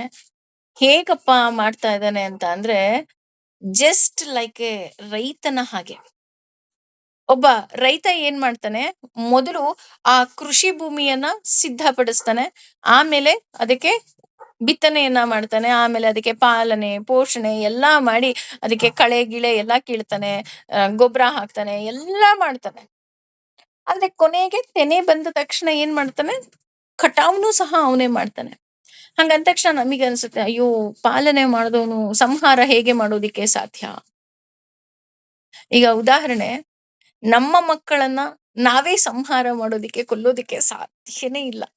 ಅಪ್ಪಿತಪ್ಪಿ ಆ ತರ ಏನಾದ್ರೂ ಇನ್ಸಿಡೆಂಟ್ ನಡೆದ್ಬಿಟ್ರೆ, ರಾಕ್ಷಸಿ ತಾಯಿ ಅಂತನೋ ಅಥವಾ ರಾಕ್ಷಸ ಗುಣವುಳ್ಳಂತಹ ತಂದೆ ಅಂತನೋ ಬಂದ್ಬಿಡುತ್ತೆ ಅಲ್ವಾ? ಅಥವಾ ಮಗುನ ಎಲ್ಲಾದ್ರೂ ಹೊರಗಡೆ ಎಸ್ತ್ ಬಿಟ್ಟು ಹೋದ್ರುನು ಅದೇ ತರನೇ ಹೇಳೋದು, ಅವರಿಗೆ ಮನಸ್ಸೇ ಇಲ್ಲ ಅಂತ. ಆದ್ರೆ ಇಲ್ಲಿ ಭಗವಂತನ ಈ ಕೆಲವರಿಗೆ ಕ್ರೂರತ್ವ ಅಂತ ಅನ್ನಿಸಬಹುದು, ಆದ್ರೆ ಇದು ಕ್ರೂರತ್ವ ಅಲ್ಲ, ಅದು ಅವನು ಪಾಲನೆ ಮಾಡುವಂತಹ ರೀತಿಯದು. ಯಾಕೆ ಈ ರೀತಿ ಮಾಡ್ತಾನೆ ಅವನು ಭಗವಂತ? ಅವನೇ ಪಾಲನೆ ಪೋಷಣೆಯನ್ನ ಮಾಡಿದಾನೆ ಅಂದ ತಕ್ಷಣ ಅವನು ಸಂಹಾರ ಮಾಡ್ಲೇಬಾರ್ದಲ್ವಾ ಅಂತ ಅಂದ್ರೆ, ಇದಕ್ಕಿಂತ ಮುಂಚೆ ಒಂದು ಕೆಲವು ಶ್ಲೋಕದಲ್ಲಿ ನಾವು ತಿಳ್ಕೊಂಡ್ಬಿಟ್ಟಿದೀವಿ. ಈ ಆತ್ಮ ಏನಿದೆ, ಈ ಆತ್ಮಕ್ಕೆ ಈ ದೇಹ ಬಟ್ಟೆಯ ಹಾಗೆ ಅಷ್ಟೆ. ನಾವು ಈ ದೇಹದ ಮೇಲೆ ಎಕ್ಸ್ಟ್ರಾ ಬಟ್ಟೆ ಹಾಕೊಂತೀವಿ ಬಿಟ್ರೆ, ಆತ್ಮಕ್ಕೆ ದೇಹವೇ ಬಟ್ಟೆ. ಈ ಬಟ್ಟೆಯನ್ನ ಕಳಚಿ ಆ ಆತ್ಮ ಇನ್ನೊಂದು ಬಟ್ಟೆಯನ್ನ ಹಾಕೋಬೇಕಾಗಿರುತ್ತೆ.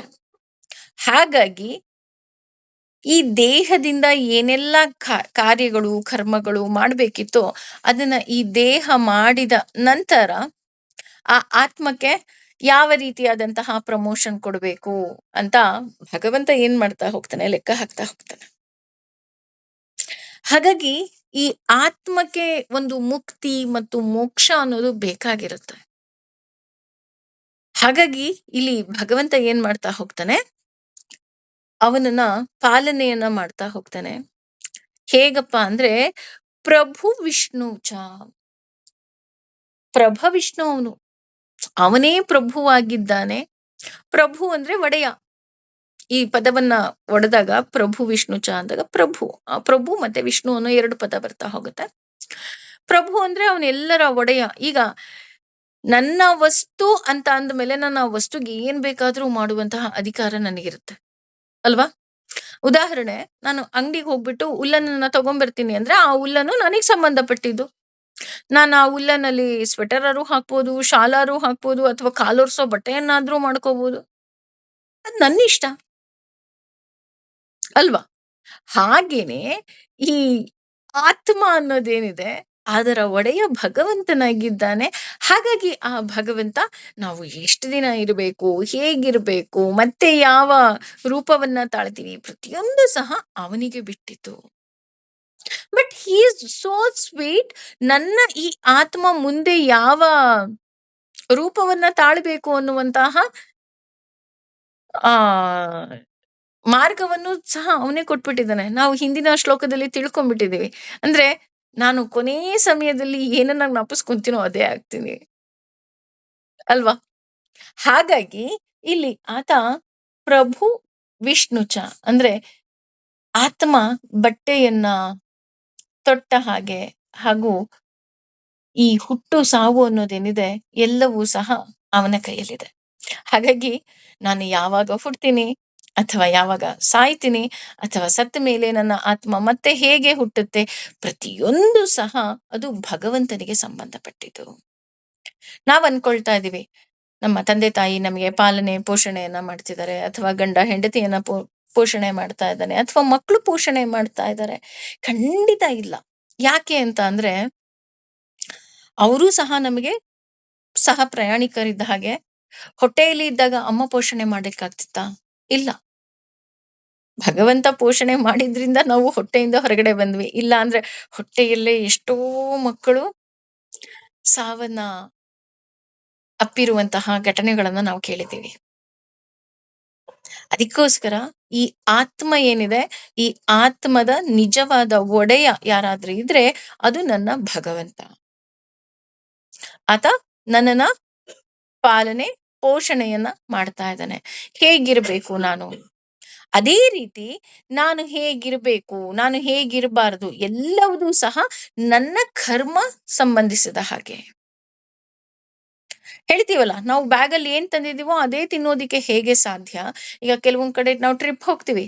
ಟ್ರಿಪ್ ಹೋಗ್ಬೇಕಾದ್ರೆ ಮುಂಚೆನೆ ಇನ್ಸ್ಟ್ರಕ್ಷನ್ಸ್ ಕೊಟ್ಬಿಟ್ಟಿರ್ತಾರೆ. ದಯವಿಟ್ಟು ನಿಮ್ಮ ಲಘು ಉಪಹಾರವನ್ನ ನೀವೇ ತೆಗೆದುಕೊಂಡು ಬನ್ನಿ, ಅಲ್ಲೇನೂ ಸಿಕ್ಕೋದಿಲ್ಲ ಅಂತ. ಯಾವ್ದೋ ಒಂದು ಬೆಟ್ಟದ ಮೇಲೆ ಒಂದು ದೊಡ್ಡ ದೇವಸ್ಥಾನ ಇದೆ ಅಂತ ಅನ್ಕೊಳ್ಳೋಣ, ಅಲ್ಲಿ ಏನೂ ಸಿಕ್ಕಲ್ಲ. ನೀವೇನ್ ತಗೊಂಡ್ ಹೋಗಿರ್ತೀರ ಅದೇ ತಿನ್ಬೇಕು.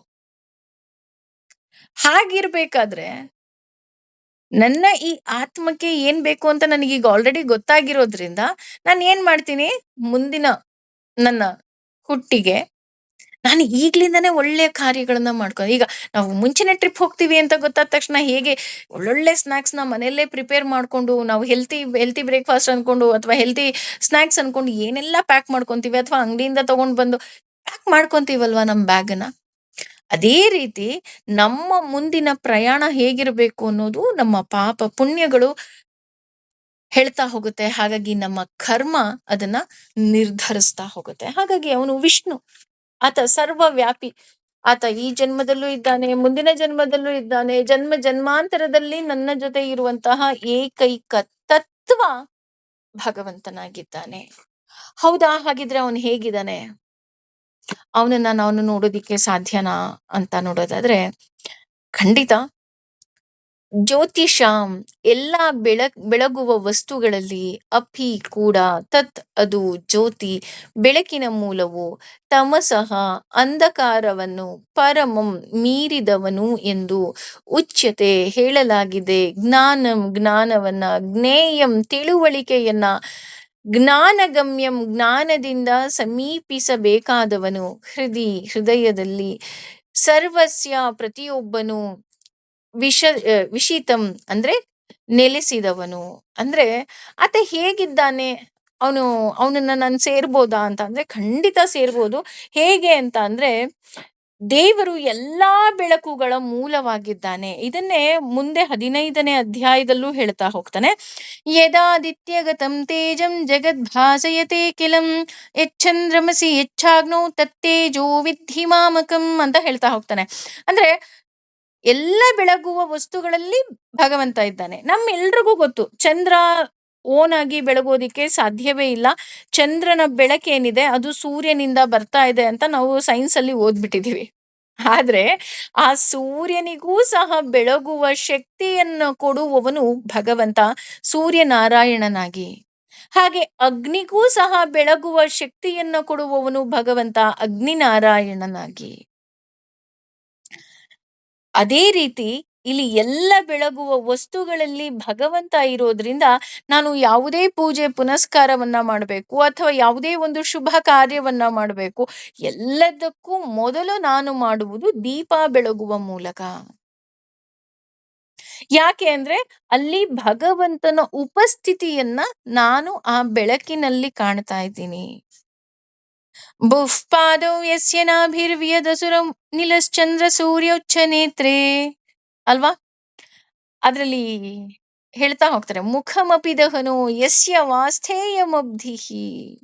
ಅವನ ಮುಖ ಏನಿದೆ ಅದು ಅಗ್ನಿಯ ಹಾಗೆ ಜ್ವಲಿಸ್ತಾ ಇದೆ.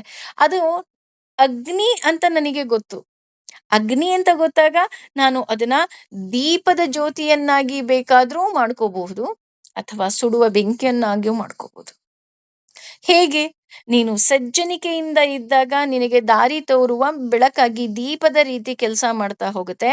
ನೀನು ದುರ್ಜನನಾಗಿದ್ದಾಗ, ನೀನು ದುಷ್ಟ ಮಾರ್ಗಕ್ಕೆ ಹೋದಾಗ, ನೀನು ಅಧರ್ಮದ ದಾರಿಗೆ ಹೋದಾಗ ಅದೇ ಜ್ಯೋತಿ ಏನಾಗ್ತಾ ಹೋಗುತ್ತೆ, ಅಗ್ನಿಯಾಗಿ ನಮ್ಮನ್ನ ಸುಡ್ತಾ ಹೋಗತ್ತೆ. ಅದಕ್ಕೆ ಇಲ್ಲಿ ಹೇಳ್ತಾ ಇದ್ದಾರೆ, ಜ್ಯೋತಿಷಾಂ ಅಂದ್ರೆ ಬೆಳಗುವ ಎಲ್ಲ ಬೆಳಕಿನ ಮೂಲ ಭಗವಂತನಾಗಿದ್ದಾನೆ. ಹಾಗೇನೆ ಇಲ್ಲಿ ಹೇಳ್ತಾ ಹೋಗಿದೆ, ತಮಸಃ ಪರಮುಚ್ಯತೆ ಅಂದ್ರೆ ಕತ್ತಲೆಯಿಂದ ಬಲು ದೂರ ಇರುವವನು ಭಗವಂತ. ಭಗವಂತ ಎಲ್ಲಿದ್ದಾನೆ ಅಂದ್ರೆ ಬೆಳಕಲ್ಲಿದ್ದಾನಂತೆ. ಅದಕ್ಕೆ ನಾವೇನ್ ಮಾಡ್ತೀವಿ, ನಮ್ಮ ಹಿರಿಯರೆಲ್ಲ ಹೇಳೋದುಂಟು, ದೇವ್ರ ಮನೇಲಿ ಯಾವಾಗ್ಲೂ ದೀಪ ಬೆಳಗ್ತಾ ಇರಬೇಕು, ಕೊನೆ ಪಕ್ಷ ಒಂದ್ ಲೈಟ್ ಯಾವಾಗ್ಲೂ ಹಾಕಿರಿ. ಹೌದಾ? ಆ ಬೆಳಕಲ್ಲಿ ಭಗವಂತ ಇರ್ತಾನ? ಇಲ್ಲ ರೀ, ಖಂಡಿತ ಆ ಬೆಳಕಲ್ಲಿ ಭಗವಂತ 100% ಇರೋದಿಲ್ಲ. ಮತ್ತೆ ಏನ್ ಹೇಳ್ತಾ ಇದ್ದಾರೆ? ಕತ್ತಲೆಯಿಂದ ಬಲು ದೂರ ಇರುವವನು ಅಂದ್ರೆ ಅರ್ಥ ಇಲ್ಲಿ ತಮಸು ಅಂದ್ರೆ ಅಜ್ಞಾನ ಅನ್ನುವ ಅರ್ಥ ಬರ್ತಾ ಹೋಗತ್ತೆ. ಅಂದ್ರೆ ಅವನು ಜ್ಞಾನದ ಕಡಲಾಗಿದ್ದಾನೆ, ಅವನಿಗೆ ಅಜ್ಞಾನ ಅನ್ನುವ ಸ್ಪರ್ಶನೇ ಇಲ್ಲ. ಕತ್ತಲು ಅಂದ್ರೆ ಕಷ್ಟ. ಇನ್ನೊಂದು ಅರ್ಥದಲ್ಲಿ ಭಗವಂತನಿಗೆ ಕಷ್ಟದ ಲೇಪವಿಲ್ಲ, ದುಃಖದ ಲೇಪವಿಲ್ಲ. ಕತ್ಲು ಅಂದ್ರೆ ದುಃಖ ಅಲ್ವಾ? ನಮ್ಮ ಮನಸ್ಸಿನಲ್ಲಿ ಬೆಳಕಿರ್ಬೇಕು ಅಂದ್ರೆ ಅಲ್ಲಿ ಅರ್ಥ ಏನು? ದುಃಖ ಇರಬಾರ್ದು ಅಂತ. ಅದೇ ರೀತಿ ಇಲ್ಲಿ ಭಗವಂತ ತಮಸ, ಆತ ಕತ್ತಲೆಯಿಂದ ಬಲು ದೂರ ಇದ್ದಾನೆ. ಯಾಕೆ ಅಂದ್ರೆ ಅವನು ಜ್ಞಾನದ ಕಡಲು, ಅವನು ಆನಂದದ ಕಡಲು. ಹಾಗಾಗಿ ಅವನನ್ನ ನಾನು ಸೇರ್ಬೇಕು ಅಂದಾಗ, ಅವನು ಕತ್ತಲಿಂದ ಬಲು ದೂರ ಇದ್ದಾನೆ ಅಂದ ತಕ್ಷಣ ನಾನು ಎಲ್ಲಾ ಕಡೆ ದೀಪ ಹಚ್ಕೊಂಡಿರೋದಲ್ಲ, ಅದರ ಬದಲು ಜ್ಞಾನದ ಬೆಳಕಿನಿಂದ ಅವನನ್ನ ಸೇರುವಂತಹ ಒಂದು ಪುಟ್ಟ ಪ್ರಯತ್ನವನ್ನ ಮಾಡಬೇಕು. ಭಗವಂತನನ್ನ ಸೇರ್ಬೇಕು ಅಂದ್ರೆ ಯಾವುದೋ ಒಂದು ಸಾಧನ ಇಲ್ಲ. ಭಗವಂತನನ್ನ ಸೇರ್ಬೇಕು ಅಂದ್ರೆ ನಾನು ಜ್ಞಾನದಿಂದ ಮಾತ್ರ ಸೇರೋದಿಕ್ಕೆ ಸಾಧ್ಯ, ತಿಳುವಳಿಕೆಯಿಂದ ಸೇರೋದಿಕ್ಕೆ ಸಾಧ್ಯ. ಅದೇ ಮುಂದುವರೆದು ಹೇಳ್ತಾ ಹೋಗ್ತಾರೆ, ಭಗವಂತನನ್ನ ನೀನ್ ಸೇರ್ಬೇಕಾ? ಹಾಗಿದ್ರೆ ಜ್ಞಾನಂ ಜ್ಞೇಯಂ ಜ್ಞಾನಗಮ್ಯಂ ಅಂದ್ರೆ ದೇವರು ಅನ್ನುವಂತಹ ಜ್ಞಾನ ನನಗೆ ಮೊದಲು ಬರಬೇಕು. ದೇವ್ರಿದಾನೆ ಅನ್ನೋ ಜ್ಞಾನ ನನಗೆ ಫಸ್ಟ್ ಬಂದಾಗ ಅವನನ್ನ ಪಡೆಯುವಂತಹ ಜ್ಞಾನವನ್ನ ನಾನು ತಿಳ್ಕೊಳ್ತಾ ಹೋಗ್ತೀನಿ. ಉದಾಹರಣೆ, ಭಗವದ್ಗೀತೆ ಕೇಳ್ತಾ ಇದ್ದೀನಿ ಅಂತ ಅಂದ್ರೆ ಏನೋ ಒಂದು ಚೆನ್ನಾಗಿದೆಯಪ್ಪ ವಾಯ್ಸು, ಅದಕ್ಕೋಸ್ಕರ ಕೇಳ್ತಾ ಇದ್ದೀನಿ ಅಲ್ಲ. ಇಲ್ಲಿ ಭಗವಂತನ ಇರುವಿಕೆ ಇದೆ, ಭಗವಂತನ ಬಗ್ಗೆ ನನಗೇನೋ ಒಂದು ಜ್ಞಾನ ಸಿಕ್ಕತ್ತೆ, ಹಾಗಾಗಿ ನಾನು ಈ ಭಗವದ್ಗೀತೆಯನ್ನ ಕೇಳ್ತಾ ಇದ್ದೀನಿ. ಅಥವಾ ಭಾಗವತ ಓದ್ತಾ ಇದ್ದೀನಿ, ಬುಕ್ಕು ತುಂಬಾ ದೊಡ್ಡದು, ತುಂಬಾ ಸಕ್ಕತ್ತಾಗಿದೆ, ಇಟ್ಕೊಂಡು ಮಲ್ಕೊಳ್ಳೋದಿಕ್ಕೆ ಅಲ್ಲ. ಅದರಲ್ಲಿ ಭಗವಂತನ ಇರುವಿಕೆ, ಭಗವಂತನನ್ನ ಹೇಗ್ ಸೇರ್ಬೇಕು ಅನ್ನೋದಿದೆ. ಅದರ ಜೊತೆ ಜ್ಞಾನ ಗಮ್ಯಂ, ತಿಳುವಳಿಕೆಯಿಂದ ನಾನು ಅವನನ್ನ ಸೇರ್ಬೇಕಾಗತ್ತೆ. ಅಷ್ಟೇ ಅಲ್ಲ, ಅವನು ತಿಳುವಳಿಕೆಯಲ್ಲಿ ಕೂತವನು. ಯಾಕೆ ಅವನು ತಿಳುವಳಿಕೆಯಲ್ಲಿ ಕೂತಿದನಪ್ಪ ಅಂದ್ರೆ ತನ್ನ ಬಗ್ಗೆ ಅವನಿಗೆ ಚೆನ್ನಾಗಿ ತಿಳಿದಿದೆ. ನಾನು ಹೇಳಿದ್ನಲ್ಲ, ನನ್ನ ಬಗ್ಗೆ ನನಗ್ ಗೊತ್ತಿಲ್ಲ, ಅಥವಾ ನಮ್ಮ ಬಗ್ಗೆ ನಮ್ಗೆ ಯಾರಿಗೂ ಗೊತ್ತಿಲ್ಲ, ಆದ್ರೆ ಅವನ ಬಗ್ಗೆ ಅವನು ತುಂಬಾ ಅಂದ್ರೆ ತುಂಬಾ ಚೆನ್ನಾಗಿ ತಿಳ್ಕೊಂಡಿದ್ದಾನೆ. ಅದಕ್ಕೋಸ್ಕರನೇ ಅವನು ಪೂರ್ಣ ಅಂತ ಹೇಳೋದು. ಜ್ಞಾನದಿಂದ ಸೇರ್ಬೇಕು, ಜ್ಞಾನದಿಂದ ಸೇರ್ಬೇಕು ಅಂದ್ರೆ ನಾನು ಅವನ ಬಗ್ಗೆ ತಿಳುವಳಿಕೆಯನ್ನ ತಿಳಿದುಕೊಂಡಾಗ ನಾನು ಭಕ್ತಿಯ ಮಾರ್ಗದಲ್ಲಿ ಹೋಗೋದಿಕ್ಕೆ ಸಾಧ್ಯ. ಪ್ರಹ್ಲಾದನಿಗೂ ಭಗವಂತನಿಗೂ ಅಂದ್ರೆ ನರಸಿಂಹನಿಗೋ ಅಥವಾ ಹನುಮನಿಗೂ ಅಥವಾ ರಾಮನಿಗೋ ಯಾವುದೇ ರೀತಿಯಾದಂತಹ ರಿಲೇಶನ್ಶಿಪ್ ಇರ್ಲೇ ಇರ್ಲಿಲ್ಲ ಅಲ್ವಾ?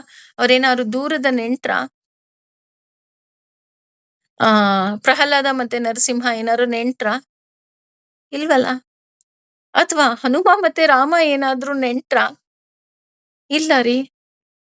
ಆದ್ರೆ ಪ್ರಹ್ಲಾದನ ಕೈಯನ್ನ ಭಗವಂತ ಬಿಡ್ಲಿಲ್ಲ, ಹನುಮನ ಕೈಯನ್ನ ಭಗವಂತ ಬಿಡ್ಲಿಲ್ಲ. ಅಷ್ಟೇ ಅಲ್ಲ, ಪಾಂಡವರ ಕೈಯನ್ನೂ ಸಹ ಭಗವಂತ ಬಿಡ್ಲಿಲ್ಲ. ಅವರಿಗೂ ಸಹ ಒಂದು ಕೂದಲು ಸಹ ಕೊಂಕದ ಹಾಗೆ ಭಗವಂತ ನೋಡ್ಕೊಂಡ. ಪ್ರಹ್ಲಾದನಂತೂ ಬಿಡಿ, ತಾಯಿಯೇ ವಿಷ ಕೊಡೋದಿಕ್ಕೆ ಬಂದಾಗ್ಲೂ ಸಹ ಪ್ರಹ್ಲಾದ ಹೇಳ್ತಾನೆ, "ಅಮ್ಮ ನೀನದು ಅಮೃತ ಅಂತ ಕೊಟ್ರೆ ಅದು ಅಮೃತವೇ ಆಗಿರುತ್ತಮ್ಮ" ಅಂತ. ಹೇಗೆ ಸಾಧ್ಯ ಆಯ್ತು? ಹೇಗೆ ಅಂತ ಅಂದ್ರೆ, ಭಕ್ತಿಯಿಂದ ಮಾತ್ರ ನಾವು ಭಗವಂತನನ್ನ ಸೇರೋದಿಕ್ಕೆ ಸಾಧ್ಯ. ಹೌದಾ? ಹಾಗಿದ್ರೆ ನಾನಿವತ್ತು ನಾನು ಭಗವಂತನಿಗೆ ಕಂಪ್ಲೀಟ್ ಸರೆಂಡರ್ ಆಗ್ಬಿಟ್ಟಿದ್ದೀನಪ್ಪ. ಭಗವಂತ ಬಿಟ್ರೆ ನನಗೇನೂ ಇಲ್ಲ. ಹಾಗಿದ್ರೆ ಭಗವಂತ ನನಗ್ ಕಷ್ಟನೇ ಕೊಡಲ್ವಾ? ಫುಲ್ ಸುಖದಲ್ಲೇ ಇರ್ತೀನಾ? ಸುಪ್ಪದಿಗೆಯಲ್ಲೇ ಇರ್ತೀನಾ? ಖಂಡಿತ ಇಲ್ಲ. ಏನ್ ಮೇಡಮ್ ಈಗ ತಾನೇ ಅಂದ್ರಿ, ಭಕ್ತಿ ಮಾರ್ಗದಲ್ಲಿ ಇರ್ಬೇಕು, ಭಗವಂತ ಇರ್ತಾನೆ. ಹೌದು, ಭಗವಂತ ಕೈ ಹಿಡಿತಾನೆ. ಭಗವಂತ ಕೈ ಹಿಡಿಯಲ್ಲ ಅಂತ ನಾನು ಹೇಳಲಿಲ್ಲ. ಆದ್ರೆ ಪ್ರಹ್ಲಾದನನ್ನ ನೋಡಿದಾಗ, ಹನುಮನನ್ನ ನೋಡಿದಾಗ, ಪಾಂಡವರನ್ನ ನೋಡಿದಾಗ ನಮಗೆ ಗೊತ್ತಾಗುತ್ತೆ, ಹೆಜ್ಜೆ ಹೆಜ್ಜೆಗೆ ಅವರಿಗೆ ಕಷ್ಟ ಬಂತು ಅಲ್ವಾ? ಅವ್ರು ಯಾರಾದ್ರು ಆರಾಮಾಗಿ ಸುಪ್ಪತ್ತಿಗೆಯಲ್ಲಿ ಎಸ್ ಭಗವಂತ ನನ್ ಜೊತೆ ಇದ್ದಾನೆ ಅಂತ ಅವರೆಲ್ಲರೂ ನೆಮ್ಮದಿಯಾಗಿದ್ರ? ಇಲ್ಲ. ಹೆಜ್ಜೆ ಹೆಜ್ಜೆಗೆ ಕಷ್ಟ ಬಂತು. ಆದ್ರೆ ಆ ಕಷ್ಟವನ್ನೆಲ್ಲ ತೀರಿಸುವ ಶಕ್ತಿ ಭಗವಂತ ಕೊಟ್ಟ. ಅಂದ್ರೆ ಇವತ್ತು ನೀನು ಪೂಜೆ ಪುನಸ್ಕಾರವನ್ನ ಮಾಡ್ತೀಯ ಅಂದ್ರೆ ನಿನಗೆ ಕಷ್ಟ ಬರೋದಿಲ್ಲ ಅಂತ ಅಲ್ಲ. ನಿನಗ್ ತುಂಬಾ ಕಷ್ಟ ಬರುತ್ತೆ. ಯಾರು ಭಗವಂತನನ್ನ ತುಂಬಾ ನಂಬ್ತಾರೋ ಅವ್ರಿಗೆ ತುಂಬಾ ಕಷ್ಟ ಅಂತೆ. ಯಾಕೆ? ಭಗವಂತ ಅವರನ್ನ ಪರೀಕ್ಷೆ ಮಾಡೋದಕ್ಕೆ ಇಷ್ಟಪಡ್ತಾನೆ.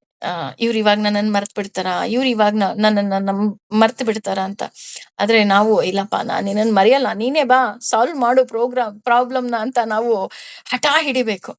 ನೋಡು ನನಗೇನು ಬೇಡ, ನೀನೇ ಬೇಕು, ಬಾ ಬಂದ್ಬಿಟ್ಟು ಎಲ್ಲ ಪ್ರಾಬ್ಲಮ್ನೆಲ್ಲ ಸಾಲ್ವ್ ಮಾಡು. ನಾನ್ ನಿನ್ನನ್ನ ಅನನ್ಯಾಶ್ಚಿಂತೆಯಂತೋ ಮಾಂ ಯೇ ಜನಾಃ ಪರ್ಯುಪಾಸತೆ ತೇಷಾಂ ನಿತ್ಯಾಭಿಯುಕ್ತಾನಾಂ ಯೋಗ ಕ್ಷೇಮಂ ವಹಾಮ್ಯಹಂ ಅನ್ನೋ ಹಾಗೆ ನಾನ್ ನಿನಗೆ ಕಂಪ್ಲೀಟ್ ಸರೆಂಡರ್ ಆಗ್ತೀನಿ. ನಾನು ಶರಣಾಗಬೇಕಾದ್ರೆ ನನ್ನಲ್ಲಿ ಯಾವುದೇ ರೀತಿಯಾದಂತಹ ದೋಷ ಇಲ್ಲದೆ ಇರೋ ಹಾಗೆ ನೋಡ್ಕೊಳ್ಬೇಕಾಗಿರೋ ಕರ್ತವ್ಯನೂ ನಿಂದೆ. ಹಾಗೇನೆ ಆ ಕಷ್ಟದಿಂದ ಪಾರ್ ಮಾಡ್ಬೇಕಾಗಿರೋನು ನೀನೆ. ಅದಕ್ಕೆ ನಮ್ ದಾಸರು ಎಷ್ಟು ಚೆನ್ನಾಗಿ ಹೇಳ್ತಾರೆ ಅಂದ್ರೆ ನಂಗೆ ಹಾಡು ತುಂಬಾ ಇಷ್ಟ. ಎನಗೂ ಆಣೆ ರಂಗ ನಿನಗೂ ಆಣೆ, ಎನಗೂ ನಿನಗೂ ಇಬ್ಬರಿಗೂ ಭಕ್ತರಾಣೆ. ಶಿಷ್ಟರ ಸಂಗವ ಮಾಡದಿದ್ದರೆ ಎನಗೆ ಆಣೆ, ದುಷ್ಟರ ಸಂಗವ ಬಿಡಿಸದಿದ್ದರೆ ನಿನಗೆ ಆಣೆ.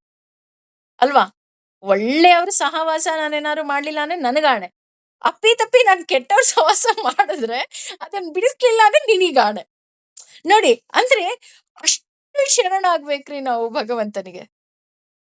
ನೋಡು, ಇವತ್ ನಾನು ಏನಿದ್ದೀನಿ ಅದಕ್ ಕಾರಣ ನೀನು. ಹೆಂಗ್ ಬೇಕೋ ಹಂಗ್ ಕರ್ಕೊಂಡ್ ಹೋಗು. ಆದ್ರೆ ಒಳ್ಳೆ ದಾರಿಲಿ ಕರ್ಕೊಂಡ್ ಹೋಗೋ ಜವಾಬ್ದಾರಿ ನಿಂದು. ಹಾಗೆ ಆ ಭಗವಂತ ಎಲ್ಲಿದ್ದಾನಪ್ಪ ಅಂತ ಅಂದ್ರೆ ಅವನು ಇನ್ನೆಲ್ಲೋ ಇಲ್ಲ, ನಮ್ಮ ಹೃದಯ ಕಮಲದಲ್ಲೇ ಇದ್ದಾನೆ. ಹೃದಯ ಸರ್ವಸ್ಯ ವಿಷ್ಟಿತಂ. ಅವನು ಎಲ್ಲಿದ್ದಾನೆ? ವೈಕುಂಠದಲ್ಲಿದ್ದಾನ, ಪುರಿ ಜಗನ್ನಾಥದಲ್ಲಿದ್ದಾನ, ಉಡುಪಿನಲ್ಲಿದ್ದಾನ, ಇನ್ನೆಲ್ಲಿದ್ದಾನೆ? ಅವನೆಲ್ಲೂ ಇಲ್ಲ. ನಮ್ಮೆಲ್ಲರ ಹೃದಯದಲ್ಲಿ ಗುಪ್ತವಾಗಿ ಯಾರಿಗೂ ತೋರದ ಹಾಗೆ ಕೂತ್ಕೊಂಡ್ಬಿಟ್ಟಿದ್ದಾನೆ. ಅವನನ್ನ ನೋಡ್ಬೇಕು ಅಂದ್ರೆ ನನಗೆ ಜ್ಞಾನದ ಮೊರೆಯನ್ನ ನಾನು ಹೋಗ್ಬೇಕಾಗತ್ತೆ. ಜ್ಞಾನ ಗಮ್ಯ ಅಂತ ಹೇಳ್ತಾರಲ್ಲ, ಜ್ಞಾನನೂ ಇರ್ಬೇಕು, ಅವನ ಬಗ್ಗೆ ತಿಳುವಳಿಕೆನೂ ಇರ್ಬೇಕು. ಆ ರೀತಿ ತಿಳುವಳಿಕೆ ಇದ್ದಾಗ ಮಾತ್ರ ನಾನು ನನ್ನ ಭಗವಂತನನ್ನ ಸೇರೋದಿಕ್ಕೆ ಸಾಧ್ಯ. ಅದೇ ಮುಂದುವರೆದು ಹೇಳ್ತಾ ಹೋಗ್ತಾನೆ ಭಗವಂತ, ಇತಿ ಹೀಗೆ ಕ್ಷೇತ್ರಂ ಕ್ಷೇ ಕಾರ್ಯಕ್ಷೇತ್ರದಲ್ಲಿ, ಕಾರ್ಯಕ್ಷೇತ್ರ ಅಂದ್ರೆ ಇನ್ಯಾವುದೋ ಅಲ್ಲ, ನಮ್ಮ ಶರೀರ ಅದು. ತಥಾ ಕೂಡ ಜ್ಞಾನವನ್ನ, ಜ್ಞೇಯಂ ತಿಳಿಯಬೇಕಾದವನು, ಚ ಕೂಡ ಉತ್ತಮಂ ವಿವರಿಸಿದ್ದೆ. ಸಮತ ಸಮತಸ ಅಂದ್ರೆ ಸಾರಾಂಶದಲ್ಲಿ, ಮದ್ಭಕ್ತ ನನ್ನ ಭಕ್ತನು, ಏತತ್ ಇದನ್ನೆಲ್ಲ, ವಿಜ್ಞಾನಂ ವಿಜ್ಞಾಯ ಅಂದ್ರೆ ಸಾರಿ ತಿಳಿದ ಮೇಲೆ, ಮದ್ ಭಾವಯ ಅಂದ್ರೆ ನನ್ನ ಸ್ವಭಾವವನ್ನು, ಉಪಪತ್ಯತೆ ಹೊಂದುತ್ತಾನೆ. ಅಂದ್ರೆ ಅರ್ಜುನ, ಈ ಅಧ್ಯಾಯದಲ್ಲಿ ಕ್ಷೇತ್ರದ ಬಗ್ಗೆ ನಿನಗೆ ತಿಳಿಸ್ಬಿಟ್ಟಿದ್ದೀನಿ. ಜ್ಞಾನ ಅಂದ್ರೆ ಏನು, ಜ್ಞೇಯ ಅಂದ್ರೆ ಏನು, ಕ್ಷೇತ್ರ ಅಂದ್ರೆ ಏನು. ಅಂದ್ರೆ ಕ್ಷೇತ್ರ ಅಂದ್ರೆ ನನಗೆ ಗೊತ್ತಾಯ್ತು ನನ್ನ ಶರೀರ ಅಂತ. ಆ ಶರೀರದಲ್ಲಿರುವಂತಹ ನಿನ್ನನ್ನ ನಾನು ನೋಡ್ಬೇಕು ಅಂದಾಗ ನನಗೆ ಜ್ಞಾನ ಬೇಕು. ಅಂದ್ರೆ ಜ್ಞಾನನೂ ಬೇಕು, ಜ್ಞೇಯ ಬೇಕು, ತಿಳುವಳಿಕೆ ಬೇಕು. ಈ ಎಲ್ಲ ತಿಳುವಳಿಕೆಗಳು ಹೇಗಿದೆಯಪ್ಪ ಅಂತ ಅಂದ್ರೆ ಸಂಕ್ಷಿಪ್ತವಾಗಿ ಭಗವಂತ ತಿಳಿಸ್ತಾ ಹೋಗ್ತಾನೆ. ಸಂಕ್ಷಿಪ್ತ ಅಂತ ಯಾಕೆ ಹೇಳ್ತಿದ್ದಾರೆ ಅಂದ್ರೆ, ಇನ್ನೂ ತಿಳಿಸೋದು, ಇನ್ನೂ ನೀನ್ ತಿಳ್ಕೊಳ್ಳೋದು ತುಂಬಾ ಇದೆ. Not not only this much. ಯಾಕೆ ಇದನ್ನ ಸಂಕ್ಷಿಪ್ತ ಅಂತ ಹೇಳ್ತಾ ಹೋಗ್ತಾರೆ ಅಂದ್ರೆ, ಈಗ 1ನೇ ಕ್ಲಾಸ್ ಮಗುಗೆ ಒಂದು 4 ಪುಸ್ತಕ ಕೊಟ್ಟಿದ್ದಾರೆ ಅಂತ ಅನ್ಕೊಳ್ಳೋಣ. ಉದಾಹರಣೆ ಅದ್ರಲ್ಲಿ ಆ ಇಂದ ಳ ವರೆಗೆ ಅಕ್ಷರಗಳನ್ನ ಕೊಟ್ಟಿರ್ತಾರೆ, ಅಥವಾ 1ರಿಂದ 100 ಮಗ್ಗಿಯನ್ನ ಅಂಕಿಗಳನ್ನ ಕೊಟ್ಟಿರ್ತಾರೆ. ಎ ಟು ಝೆಡ್ ಆಲ್ಫಾಬೆಟ್ ಕೊಟ್ಟಿರ್ತಾರೆ. ಅದಷ್ಟನ್ನ ಮಗು ತಿಳ್ಕೊಂಡಿರುತ್ತೆ. 1ನೇ ಕ್ಲಾಸ್ ಮಗು ಅಷ್ಟನ್ನು ತಿಳ್ಕೊಂಡಿರುತ್ತೆ. ಅಲ್ಲಿಗೆ ಅದೆಲ್ಲ ತಿಳ್ಕೊಂಡಂಗ ಇಲ್ಲ. ಇದು just it is A beginning ಅಲ್ವಾ? ಜ್ಞಾನ ಅನ್ನೋದು ತುಂಬಾ ಇದೆ. ಹಾಗೇನೆ ಇಲ್ಲಿ 1ನೇ ಕ್ಲಾಸ್ ಮಗುಗೆ 10ನೇ ಕ್ಲಾಸ್ ಪಾಠ ಮಾಡೋದಿಕ್ ಸಾಧ್ಯನೇ ಇಲ್ಲ. ಆದ್ರೆ ಆ ಮಗು 10ನೇ ಕ್ಲಾಸಿಗೆ ಹೋಗ್ಬೇಕು ಅಂದಾಗ 1ನೇ ಕ್ಲಾಸನ್ನ ಪಾಸ್ ಮಾಡೇ ಬರ್ಬೇಕು ಅಲ್ವಾ? ಈಗ 10ನೇ ಕ್ಲಾಸಿಗೆ ಹೋಗ್ಬೇಕು ಅಂದಾಗ ನನಗೆ ತುಂಬಾ ಇರುತ್ತೆ ಓದೋದು. ಇನ್ನು ನಾನು PhD ಎಲ್ಲ ಮಾಡ್ತೀನಿ, ಅಥವಾ ನಾನು ಡಾಕ್ಟರೇಟ್ ತಗೊಂತೀನಿ, ಅಥವಾ ಇನ್ನೇನೋ ಮಾಡ್ತೀನಿ, ಮತ್ತೊಂದು ಮಾಡ್ತೀನಿ ಅಂದಾಗ ನನಗಿನ್ನೂ ಜ್ಞಾನ ಬೇಕು. ನನಗೆ ಬರೀ ಅ, ಆ, ಇ 1, 2, 3 ಅಥವಾ ಎ ಟು ಝೆಡ್ ಆಲ್ಫಾಬೆಟ್ ನನಗೆ ಸಾಲೋದಿಲ್ಲ. ಆದ್ರೆ ನೀನು ಆ ತುದಿಗ್ ಹೋಗ್ಬೇಕು ಅಂದಾಗ this is the first step. ನೀನ್ ಇದನ್ನ ತಿಳ್ಕೊಳ್ಳೇಬೇಕು.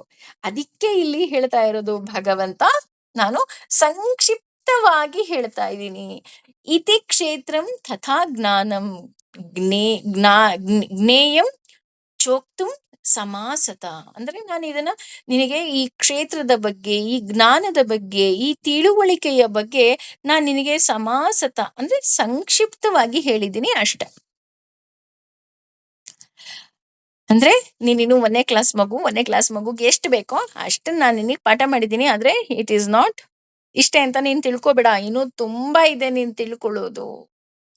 ಅದೇ ರೀತಿ ಹೇಳ್ತಾ ಹೋಗ್ತಾನೆ ಭಗವಂತ, ಮದ್ಭಕ್ತ ಏತದ್ ದ್ವಿಜ್ಞಾಯ. ಅಂದ್ರೆ ನನ್ನ ಭಕ್ತ ಇದ್ರ ಬಗ್ಗೆ ತಿಳಿದುಕೊಂಡ್ರೆ ನನ್ನ ಇರುವಿಕೆ ಅವನಿಗೆ ಅರ್ಥ ಆಗತ್ತೆ. ಹೌದಾ?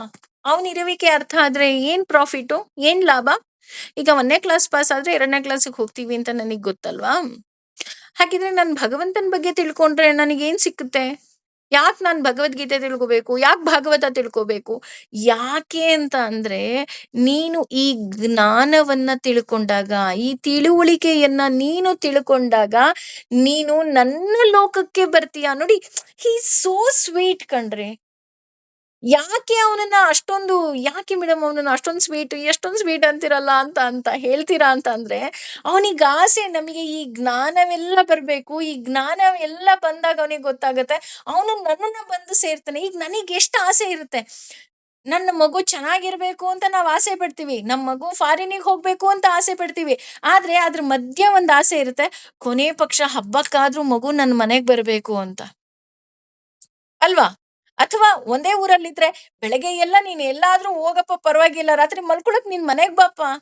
ಯಾಕೆಂದ್ರೆ ನನಗೆ ನೆಮ್ಮದಿ, ನನಗೆ ಸಮಾಧಾನ. ಅದೇ ರೀತಿ ಇಲ್ಲಿ ಭಗವಂತ ಹೇಳ್ತಿದ್ದಾನೆ, ನಿನಗೆ ಈ ಭೂಲೋಕಕ್ಕೆ ಕಳ್ಸಿರೋದು it is just like a trip. ನೀನ್ ಈ ಟ್ರಿಪ್ ನ ಮುಗಿಸ್ಕೊಂಡು ಮತ್ತೆ ನೀನು ಇನ್ನೊಂದೆಲ್ಲೋ ಮತ್ತೆ ಬೇರೆ ಲೋಕಕ್ಕೆ ಹೋಗ್ಬೇಡ, ನೀನ್ ನನ್ನ ಲೋಕಕ್ಕೆ ಬಾ. ಯಾಕೆಂದ್ರೆ ನಿನಗೆ ಮೋಕ್ಷ ಸಿಕ್ಕತ್ತೆ. ನೀನು ಮತ್ತೆ ಇನ್ನಾವುದೋ ದೇವ್ರು, ಮತ್ತಾವುದೋ ದೇವ್ರು, ಇನ್ನೇನೋ ಮಾಡ್ತಾ ಕೂತಿದೀಯಾ ಅಂತ ಅಂದ್ರೆ ಮತ್ತೆ ಮತ್ತೆ ಪುನರಪಿ ಜನನಂ ಪುನರಪಿ ಮರಣಂ ಅನ್ನೋ ಹಾಗೆ ಈ ಭೂಲೋಕ ಬಿಟ್ಟು ಮತ್ತೆ ನೀನ್ ಬರೋದಿಕ್ಕೆ ಸಾಧ್ಯನೇ ಇಲ್ಲ. ಅದಕ್ಕೆ ನಿನಗೆ ಈ ಜ್ಞಾನ ಬೇಕು, ಈ ಜ್ಞೇಯ ಬೇಕು, ತಿಳುವಳಿಕೆ ಬೇಕು. ಜ್ಞಾನನೂ ಬೇಕು, ತಿಳುವಳಿಕೆನೂ ಬೇಕು, ಅವನ ಇರುವಿಕೆ ನನಗೆ ಅರಿವಾಗಬೇಕು. ಯಾಕೆ ಇಷ್ಟೊಂದೆಲ್ಲ ಬೇಕಪ್ಪ ಅಂದ್ರೆ, ನಾನು ಹೋಗಿ ನನ್ನ ಭಗವಂತನನ್ನ ಸೇರೋದಿಕ್ಕೆ. ಇದು ತುಂಬಾ ಸುಲಭ ಅಂತ ನಮಿಗನ್ಸುತ್ತೆ. ಆದ್ರೆ ನಾವು ನಮ್ಮ ಮಕ್ಕಳನ್ನ ಎಷ್ಟು ಪ್ರೀತಿಸ್ತೀವೋ ಅದಕ್ಕಿಂತ ಹೆಚ್ಚಿಗೆ ಅವನು ನಮ್ಮನ್ನ ಪ್ರೀತಿಸ್ತಿದ್ದಾನೆ ಅಂತ ಅನ್ಸೋದಿಲ್ವಾ? ನಾವು ಅನ್ಕೊಂತಾ ಇದೀವಿ, ನಾನು ಅಷ್ಟೇ ಪ್ರೇಯಸಿಯ ಹಾಗೆ ದಿನಾ ಬೆಳಗ್ಗೆ ಎದ್ದೇಳ್ತೀನಿ, ಒಂದ್ ಥ್ಯಾಂಕ್ ಯು ಹೇಳ್ತೀನಿ, ಅವನಿಗೆ ಗುಡ್ ಮಾರ್ನಿಂಗ್ ಹೇಳ್ತೀನಿ, ಅವನಿಗೋಸ್ಕರ ಹೂ ಕಿತ್ಕೊಂಡ್ ಬರ್ತೀನಿ, ಪೂಜೆ ಮಾಡ್ತೀನಿ. ಅವನೇ ಹೇಳಿದಾನೆ ಎಲ್ಲಾ ಕರ್ಮವನ್ನ ನನಗೆ ಸಮರ್ಪಣೆ ಮಾಡು ಅಂತ. ನಾನು ಸರ್ವಂ ಶ್ರೀ ಕೃಷ್ಣಾರ್ಪಣಮಸ್ತು ಅಂತ ಅವನಿಗೆ ನಾನು ಸಮರ್ಪಣೆ ಮಾಡ್ತಾ ಇದ್ದೀನಿ. ನನ್ನ ಎಲ್ಲ ಕರ್ಮಗಳನ್ನ ಮಾಡ್ಬೇಕಾದ್ರೆ ಈ ಭಗವದ್ಗೀತೆ ಎಲ್ಲ ಕೇಳಿ ಕೇಳಿ ನನಗ್ ಗೊತ್ತಾಗಿದೆ, ಪ್ರತಿಯೊಂದು ಹಂತದಲ್ಲಿ ಸರ್ವಂ ಶ್ರೀ ಕೃಷ್ಣಾರ್ಪಣಮಸ್ತು ಅಂತೀನಿ, ನಾಹಂ ಕರ್ತ ಹರಿಕರ್ತ ಅಂತ ಹೇಳ್ತೀನಿ. ಹೌದು, ನೀನ್ ಎಷ್ಟು ಪ್ರೀತಿಸ್ತಿದ್ಯೋ ಅದಕ್ಕಿಂತ ಅತಿ ಹೆಚ್ಚಿನ ಪ್ರೀತಿ ಅವನಿಗೆ ನಿನ್ನ ಮೇಲಿದೆ. ಅದಕ್ಕೆ ಅವನು ಆಸೆ ಪಡ್ತಾ ಇದ್ದಾನೆ. ನೀನು ಬಂದು ನನ್ನನ್ನ ಸೇರ್ತೀಯಾ? ನೋಡಿ, ಆ ಒಬ್ಬ ಪ್ರಿಯತಮೆ ಎಷ್ಟು ಪ್ರೀತಿಸ್ತಾಳೋ ಅದಕ್ಕಿಂತ ಹೆಚ್ಚಾಗಿ ಪ್ರಿಯತಮನು ಆಕೆಯನ್ನ ಪ್ರೀತಿಸ್ತಾನೆ. ಆದ್ರೆ ಹೇಳ್ಕೊಳ್ಳೋದಿಕ್ ಆಗೋದಿಲ್ಲ. ಯಾಕೆ ಅಂತ ಅಂದ್ರೆ ಅವನಿಗೂ ಆಸೆ ಇರುತ್ತೆ. ಪ್ರಿಯತಮೆನೂ ಬಂದು ನನ್ನನ್ನ ಸೇರ್ಬೇಕು ಅಂತ. ಅದೇ ರೀತಿ ಇಲ್ಲಿ ಭಗವಂತನಿಗೂ ತುಂಬಾ ಆಸೆ. ನಾವೆಲ್ಲರೂ ಸಹ ಅವನ ಮನೆಯನ್ನ ಸೇರ್ಬೇಕು. ಅಂದ್ರೆ ಅವನನ್ನ ಸೇರಿದಾಗ ಮಾತ್ರ ನಾನು ಈ ಭೂಮಿ ಮೇಲೆ ಮತ್ತೆ ಬರೋದಿಕ್ಕೆ ಸಾಧ್ಯವೇ ಇಲ್ಲ. ನನ್ನ ಲಾಸ್ಟ್ ಸ್ಟಾಪ್ ಅವಂದೇ. ಆದ್ರೆ ಆ ಲಾಸ್ಟ್ ಸ್ಟಾಪಿಗೆ ಹೋಗ್ಬೇಕು ಅಂದ್ರುನು ಅವನೇ ಹೇಳಿದಾನೆ, ಪುನರಪಿ ಜನನಂ ಪುನರಪಿ ಮರಣಂ ಅಂತ. ಯಾಕೆಂದ್ರೆ ನಾವೆಲ್ಲರೂ ತುಂಬಾ ದಡ್ರು. ನಮಗೆ ಜ್ಞಾನ ಇಲ್ಲ. ಜ್ಞಾನ ಇದ್ರೂನು ತಿಳುವಳಿಕೆ ಇಲ್ಲ. ನಾನು ನನ್ನ ಭಗವಂತನನ್ನ ಸೇರ್ಬೇಕು, ನಿಷ್ಕಾಮವಾಗಿರ್ಬೇಕು. ಅವನೇ ಹೇಳ್ತಾನೆ, ನಿನ್ನ ಮನಸ್ಸನ್ನ ನನಗ್ ಒಪ್ಪಿಸ್ಬಿಡು ಅಂತ. ಆ ಮನಸ್ಸನ್ನ ಒಪ್ಪಿಸೋದ್ ಕಷ್ಟ. ಅವನೇ ಹೇಳ್ತಾನೆ, ಮನಸ್ಸನ್ನ ಒಪ್ಸೋದ್ ಕಷ್ಟನಾ? ಹಾಗಿದ್ರೆ ನೀನು ಮಾಡುವಂತಹ ಎಲ್ಲ ಕರ್ಮಗಳನ್ನೇ ನನಗೆ ಒಪ್ಪಿಸ್ಬಿಡು ಸಾಕು ಅಂತ. ಹಾಗಾಗಿಯೇ ಭಗವಂತ ಹೋಗಿ ಗೋಪಿಕೆಯರ ಮನೆಯಲ್ಲಿ ಬೆಣ್ಣೆಯನ್ನ ಕದೀತಾ ಇದ್ನಂತೆ. ಅವ್ರು ಮಾಡಿದಂತಹ ಎಲ್ಲಾ ಕರ್ಮಗಳು ಅಂದ್ರೆ ಕೆಲಸ, ಗೋಪಿಕೆಯರಂದ್ರೆ ಅದೇ ಕೆಲಸ ಅಲ್ವಾ? ಯಾಕೆಂದ್ರೆ ಅವ್ರು ಬಂದು ನನ್ನನ್ನ ಸೇರ್ಬೇಕು ಅನ್ನೋ ಆಸೆ. ಸೊ ನಾವು ಅಷ್ಟೇ ಇವತ್ತಿನಿಂದ ಆ ನಮ್ಮ ಹೃದಯವನ್ನ ಬೆಣ್ಣೆಯನ್ನಾಗಿ ಮಾಡ್ಕೊಳ್ಳೋಣ. ನಮ್ಮ ಎಲ್ಲ ಕರ್ಮವನ್ನ ಭಗವಂತನಿಗೆ ಅರ್ಪಿಸೋಣ. ಭಗವಂತನೇ ಆ ನಮ್ಮ ಹೃದಯವನ್ನ ಕದಿಯಲಿ. ಹಾಗೆ ಅವನಿಗೆ ಹೇಗ್ ಆಸೆ ಇದೆ ಅವನ ಲೋಕಕ್ಕೆ ನಾವು ಹೋಗಿ ಸೇರ್ಬೇಕು ಅಂತ, ಹಾಗೆ ನಮ್ಮೆಲ್ಲರಿಗೂ ಆಸೆ ಇದೆ, ಭಗವಂತ ನಾನು ನಿನ್ನನ್ನ ನೋಡ್ಬೇಕು ಅಂತ. ಆ ಆಸೆಗಳು ಇದೇ ಜನ್ಮದಲ್ಲಿ ಪೂರೈಕೆ ಆಗ್ಲಿ ಅಂತ ಹೇಳಿ ನಾವು ಭಗವಂತನನ್ನ ಕೇಳ್ಕೋಬೇಕು. ಯಾಕೆಂದ್ರೆ ವಿ ಡೋಂಟ್ ನೋ ನಾವು ಎಷ್ಟನೇ ಕ್ಲಾಸ್ ಅಲ್ಲಿ ಇದೀವಿ, 1ನೇ ಕ್ಲಾಸ್ ಅಲ್ಲಿ ಇದೀವ, 2ನೇ ಕ್ಲಾಸ್ ಅಲ್ಲಿ ಇದೀವ, ನಮಗ್ ಗೊತ್ತಿಲ್ಲ. ಹಾಗಾಗಿ ಆ ಎಲ್ಲವನ್ನ, ಜ್ಞಾನವನ್ನ, ತಿಳುವಳಿಕೆಯನ್ನ, ಅರಿವನ್ನ, ಹಾಗೆ ನಮ್ಮ ಮನಸ್ಸನ್ನ ಸಮರ್ಪಣೆ ಮಾಡುವಂತಹ ಶಕ್ತಿಯನ್ನ ಭಗವಂತನೇ ಕೊಡ್ಲಿ. ಸರ್ವಂ ಶ್ರೀ ಕೃಷ್ಣಾರ್ಪಣಮಸ್ತು. ಸರ್ವೇ ಜನ ಸುಖಿನೋ ಭವಂತು. ಸಮಸ್ತ ಸನ್ಮಂಗಲಾನಿ ಭವಂತು. ಇನ್ನು ಏನೆಲ್ಲ ಹೇಳ್ತಾನೆ ಭಗವಂತ ಅಂತ ಹೇಳಿ ಮುಂದಿನ ತರಗತಿಯಲ್ಲಿ ಖಂಡಿತ ನೋಡೋಣ. ಹರಿ ಓಂ. Thank you.